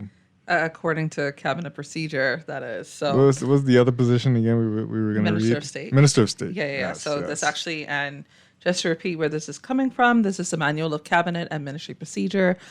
Part 11 that speaks to ministers and parliamentary secretaries. This is assuming, I'm going to call this Chapter 18, Ministerial Responsibility, and Part 3, A, and then B. So A is Minister of State. The minister charged by the Prime Minister for the administration department of government is alone answerable to Parliament for the exercise of the powers on which the administration of that department depends. The minister may, subject to his general direction and control, authorize a minister of state to deal with a defined departmental work and to supervise the day-to-day administration of a defined range of subjects. Courtesy titles descriptive of the duties assigned to ministers of state may be given by the Prime Minister. So when you reference a minister, this includes a minister of state. They don't have the same ranking, by the way. So I think that's very important to distinguish, because I have seen where some may not readily appreciate that a minister is higher. For parliamentary secretaries, this is Part B. And this one is a bit lengthy. This is 19, 20, 21, 22, and 23, which seems like parliamentary secretaries have much more to do than a minister of state. Yeah. So in accordance with Article 81 of the Constitution, the Governor General, on the advice of the Prime Minister, may appoint parliamentary secretaries from among the members of the two chambers of Parliament to assist ministers in the performance of their duties. The primary duty of a parliamentary secretary is to assist his minister, where's our gender neutral terms anyway, in the Parliament and in dealing with parliamentary matters generally. Within the ministry to which he has been assigned, a parliamentary secretary may handle such matters as may be assigned to him by the minister to deal with on his behalf. This may vary from a general range of subjects to specific matters referred to him, depending on the size and complexity of the minister's portfolio. He can relieve the minister by deputizing for him in receiving visitors who may be more suitably interviewed by a politician than by a public officer. He can also be of assistance in meeting a wider section of the public than the minister may have time for in explaining the details of government policy. A parliamentary secretary is a member of the government. At parliamentary meetings or committee meetings, he may play a full part by means of suggestion and criticism in the formulation of policy. Once the government has established this course of action, it is the duty of the parliamentary secretary to give that course his full support in public. A parliamentary secretary would not normally give directions to the permanent secretary. The minister charged with responsibility for that administration of a department of government should ensure that informal understandings are reached with respect to the relationship between the parliamentary secretary and the permanent secretary. When a minister with portfolio is in the Senate, and he has a minister of state or a parliamentary secretary in the House of Assembly, the latter has a particular responsibility for being fully acquainted with all aspects of the work of the ministry so that he may play an active part in the House in support of bills sponsored by his minister and in answering questions on the work of the ministry. Similarly, a minister of state or parliamentary secretary in the Senate can speak authoritatively on subjects for which his minister in the other house is responsible and can be of considerable assistance to the leader of government business on all such subjects. That sounds like the parliamentary secretary got more to do. Yeah. Like significantly. So, yeah. I would think say that so. that suits, who is it now? You have Bacchus Roll, Minister of State, sitting in the Social Services. In House of Assembly, and the Minister Barbara Cartwright is a senator. And I think, who is it now? Wade Watson, who was what was he? Before? Yeah, something for I feel like technology. I felt like he was. Anyway, he's Minister of State for Innovation and National Development now. But he was leading the Well, they shuffled him around. ITU. What was that again? The ITU. I mean, The technology unit. Sorry. When you say ITU, I'm thinking the International Telecommunications Unit. No, I could have gotten it wrong. So, Leonardo Lightbourne, Minister of State for Agriculture and Marine Resources. Agriculture is Jomo. Jomo Campbell, yeah. Kirk Cornish, Minister of State in the Office of the Prime Minister. Michael Barnaby, also Minister of State in the Office of the Prime Minister. Right. So they're going to be assigned. I wonder what they're going to be assigned to, according to this. Right. Darren Pickstock, Minister of State for Immigration and Foreign Affairs. And Owen Wells, Minister of State in the Ministry of Health and Wellness. Right. And I think all of their substantive ministers are in the House, so. Except for social services. Oh, goodness. Attorney General. Right, because I was going to say, is anybody a parliamentary secretary for legal affairs just yet? Or Minister of State? I don't think I heard that just yet. No. Maybe it'll come today. I don't know. Mm-hmm. So everybody, now is it about money? Like is it award? Is it a reward? Right? Because if you don't have a cabinet position, your pay as a member of the House of Assembly is not as great. And you got that. So you're going to have double positions. So you can get paid as a minister and or a minister of state and or a parliamentary secretary. And then some persons are also being appointed as chairpersons and board members and things like that too. Right. Lots of things going down. So what do you do? I mean, what could you do? The question is, are you going to say no to more money? But the question is the work done with those positions? You understand the ministers because you see them and you hear them often. Right. Now, behind the scenes, the ministers of state and all of them, do they do work? Do they get things done? Are they effective? They cost the taxpayers money, so are they effective? Well, I think, in my personal opinion, I'm not sure if, as a public, we fully appreciate what they're supposed to do in order to hold them to a particular standard. Right. And we also don't kind of know behind the scenes what they are doing. Yeah. Again, we know Kirk Cornish was a minister of state in the office of the prime minister last time around. Mm-hmm. But what did he do? What was he working on? Right. Those are things that we don't really know. But I also feel like there are limitations that are placed on some of these folks. Now, whether that falls within this whole range of portfolio that they are assigned, or if that's a way to pigeonhole them, I don't know. I'm curious. Like, do these folks actually care about those portfolios that they're being assigned? I mean, hopefully they learn to like them if they don't already. But again, this is an opportunity for the members of our government to be a little bit more, I don't want to say they were not being transparent, but to be a little bit more accessible with information, to let us know what all they're doing, and then to be more intentional on certain areas that our country can benefit from. You know, if your only portfolio is to focus on within a particular ministry, right? Let's say social service as an example. So what's going on with our children? Because the good Lord knows that we need legal reform. We need more attention on what we're doing for our kids and supporting our children outside of the educational system. So perhaps that could be what a minister of state is focusing on, our children. But have we ever heard that before? So I agree that, you know, we don't know maybe what they were doing before. And this is, just to be clear, this is not just with the PLP, it's with the FM as well. It's like, what are we doing? And I guess, can we make a public call before people are even sworn in for the first sitting and all that good stuff? Can we have reports outside of what's said in the House, like accessible information, not only around election? Because I feel like we got so much information around election time, but we got hardly anything during the tenure. So perhaps this could be something different where we can have information available. Yeah. I was pulling up, so it was John Pinder, who was the parliamentary secretary in the Ministry of Tourism in the administration that's just gone. He's not in now. But when you look at his role and the things that he did, so if Chester Cooper wasn't available to speak at an event, he would step in. Right. So that comes with the role when saying deputizing and things like that too, Correct. Because there are certain things. So he was visible as a parliamentary secretary as a junior minister. Right. In his role, right?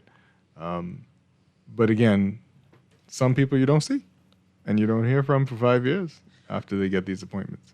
Well, hopefully we get to see them more, especially when we have the public scrutiny. Like, what are you doing? Because we have to. I go back to the finances, man. I wish we had numbers. I want to know where the money going. I would love to know where all the money is going. We have some serious debt in this country. We have external debt. We have internal debt. I just want to know what we're doing. Because I just looking at the state. And again, I'm not attacking anybody. I'm not attacking a particular political party. I only say I look at our classrooms inside the public education system. I look at our healthcare system. I'm looking at all the things. Where's the money going? And can it be better spent? Like, I have questions. So could we, that's another public call, I guess. Can we see where the money is going and how are we combating? And I feel like we get more information when the IMF and all those visit about what we're doing with our funds, what we hope to do with our funds. But our systems are at their breaking point.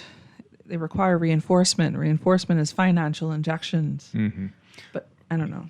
Well, it's interesting. The Prime Minister didn't take a position, a cabinet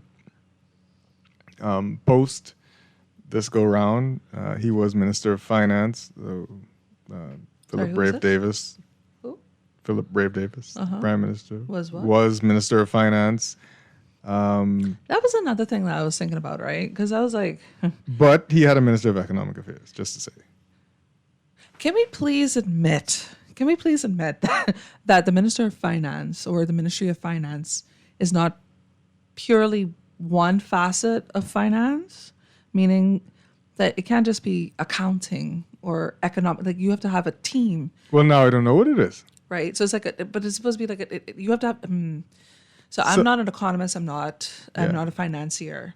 But when you're dealing with money and the balancing of books for a country and running ministries and things like that, that's a diverse operation that requires persons with different areas of expertise in order to make that machinery work. And I'm not sure if we've really had that over the years. And so maybe that's why they've broken it up now or added more people to it. So we have Michael Elkias, who will now be the Minister of Finance, and then Jerome Fitzgerald, who will now be the Minister of Economic Affairs.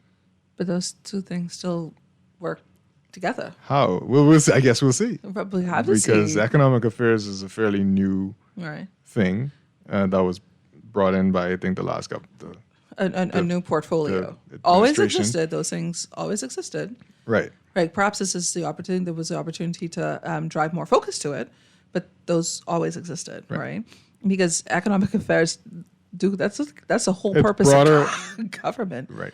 So it's broader. It's broader than just, like you said, accounting. Right. No, but this is what I'm Yeah. saying. It's like, I don't know if we've expanded beyond that, because if we had the diversity of thought and expertise, I mean, again, I guess this is why people say I believe in unicorns. You would think that it works better. But if your background is in accounting, you don't know anything about economics. And then there are different variations of economists. Are we listening? Are we engaging them? I mean, I got to look at this consultancy list again and whatnot. Are we going to get a new list of consultants? Are we? I'm sure there'll be some new consultants. I have so many questions. I mean, so Jerome Fitzgerald will now be a cabinet minister, and so he was the top advisor to the prime minister Right. before now, between 2021 and Right. now. So now he's a different post. So who will that person be? The advisor? Yeah. Boy, I know. Who's going to be communications director now that Latrey is going to be a senator? Man, you soon get to call for the... Me? My number is 8.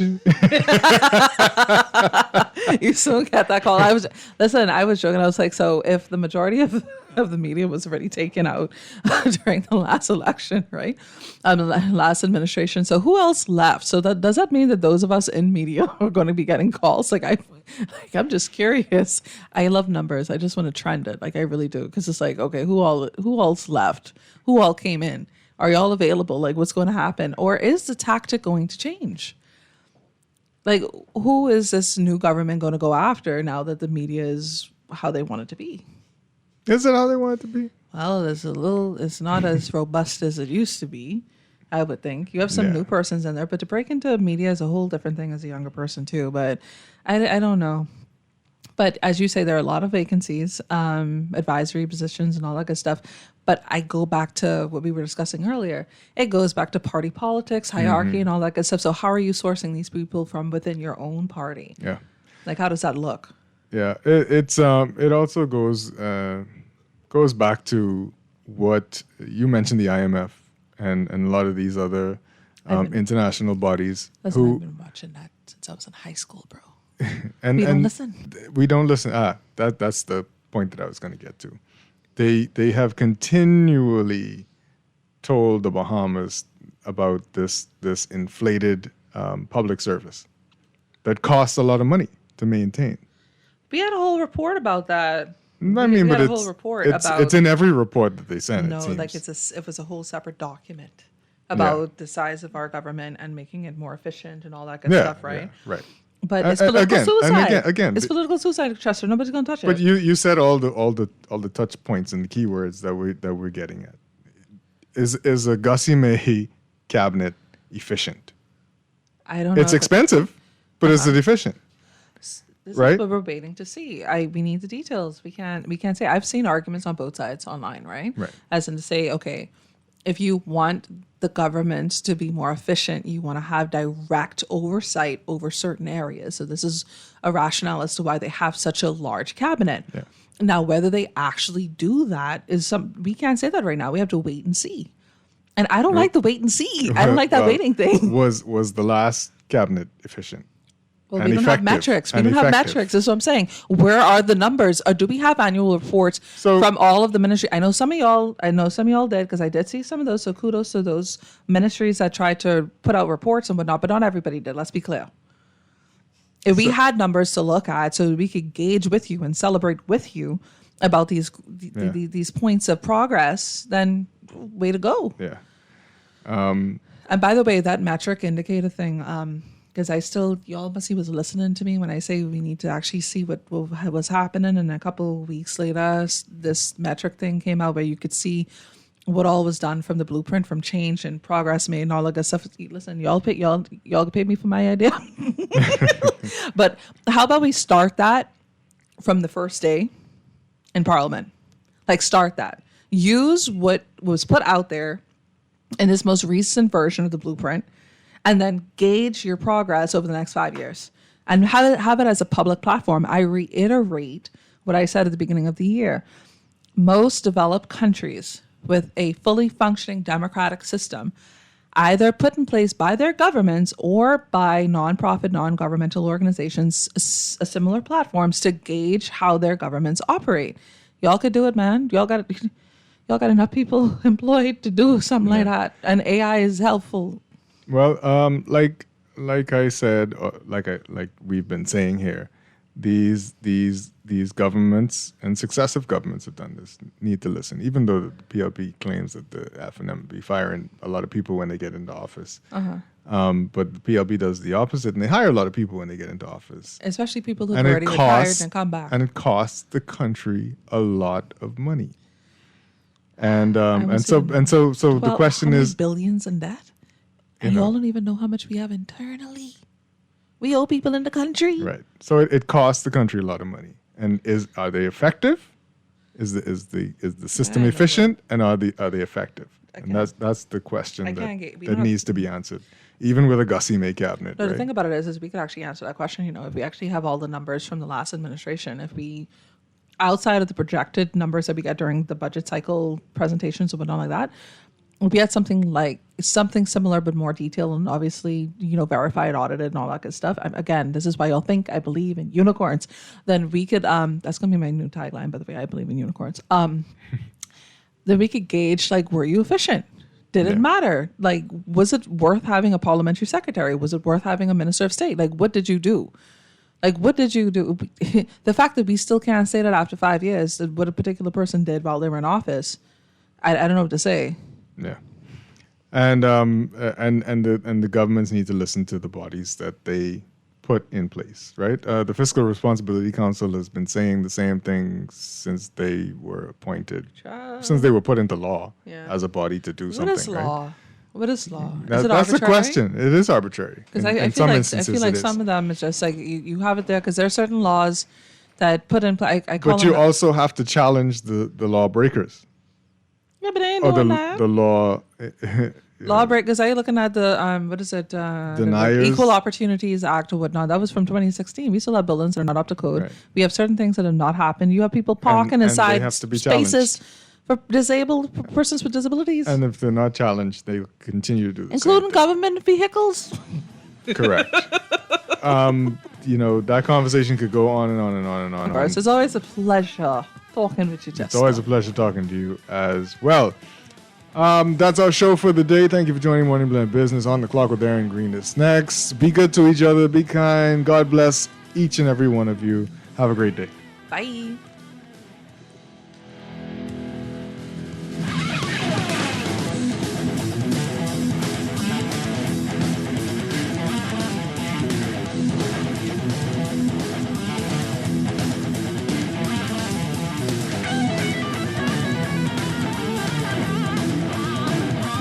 This is Guardian Radio 96.9 FM, streaming on GuardianTalkRadio.com and the Guardian Radio app, Nassau, Bahamas.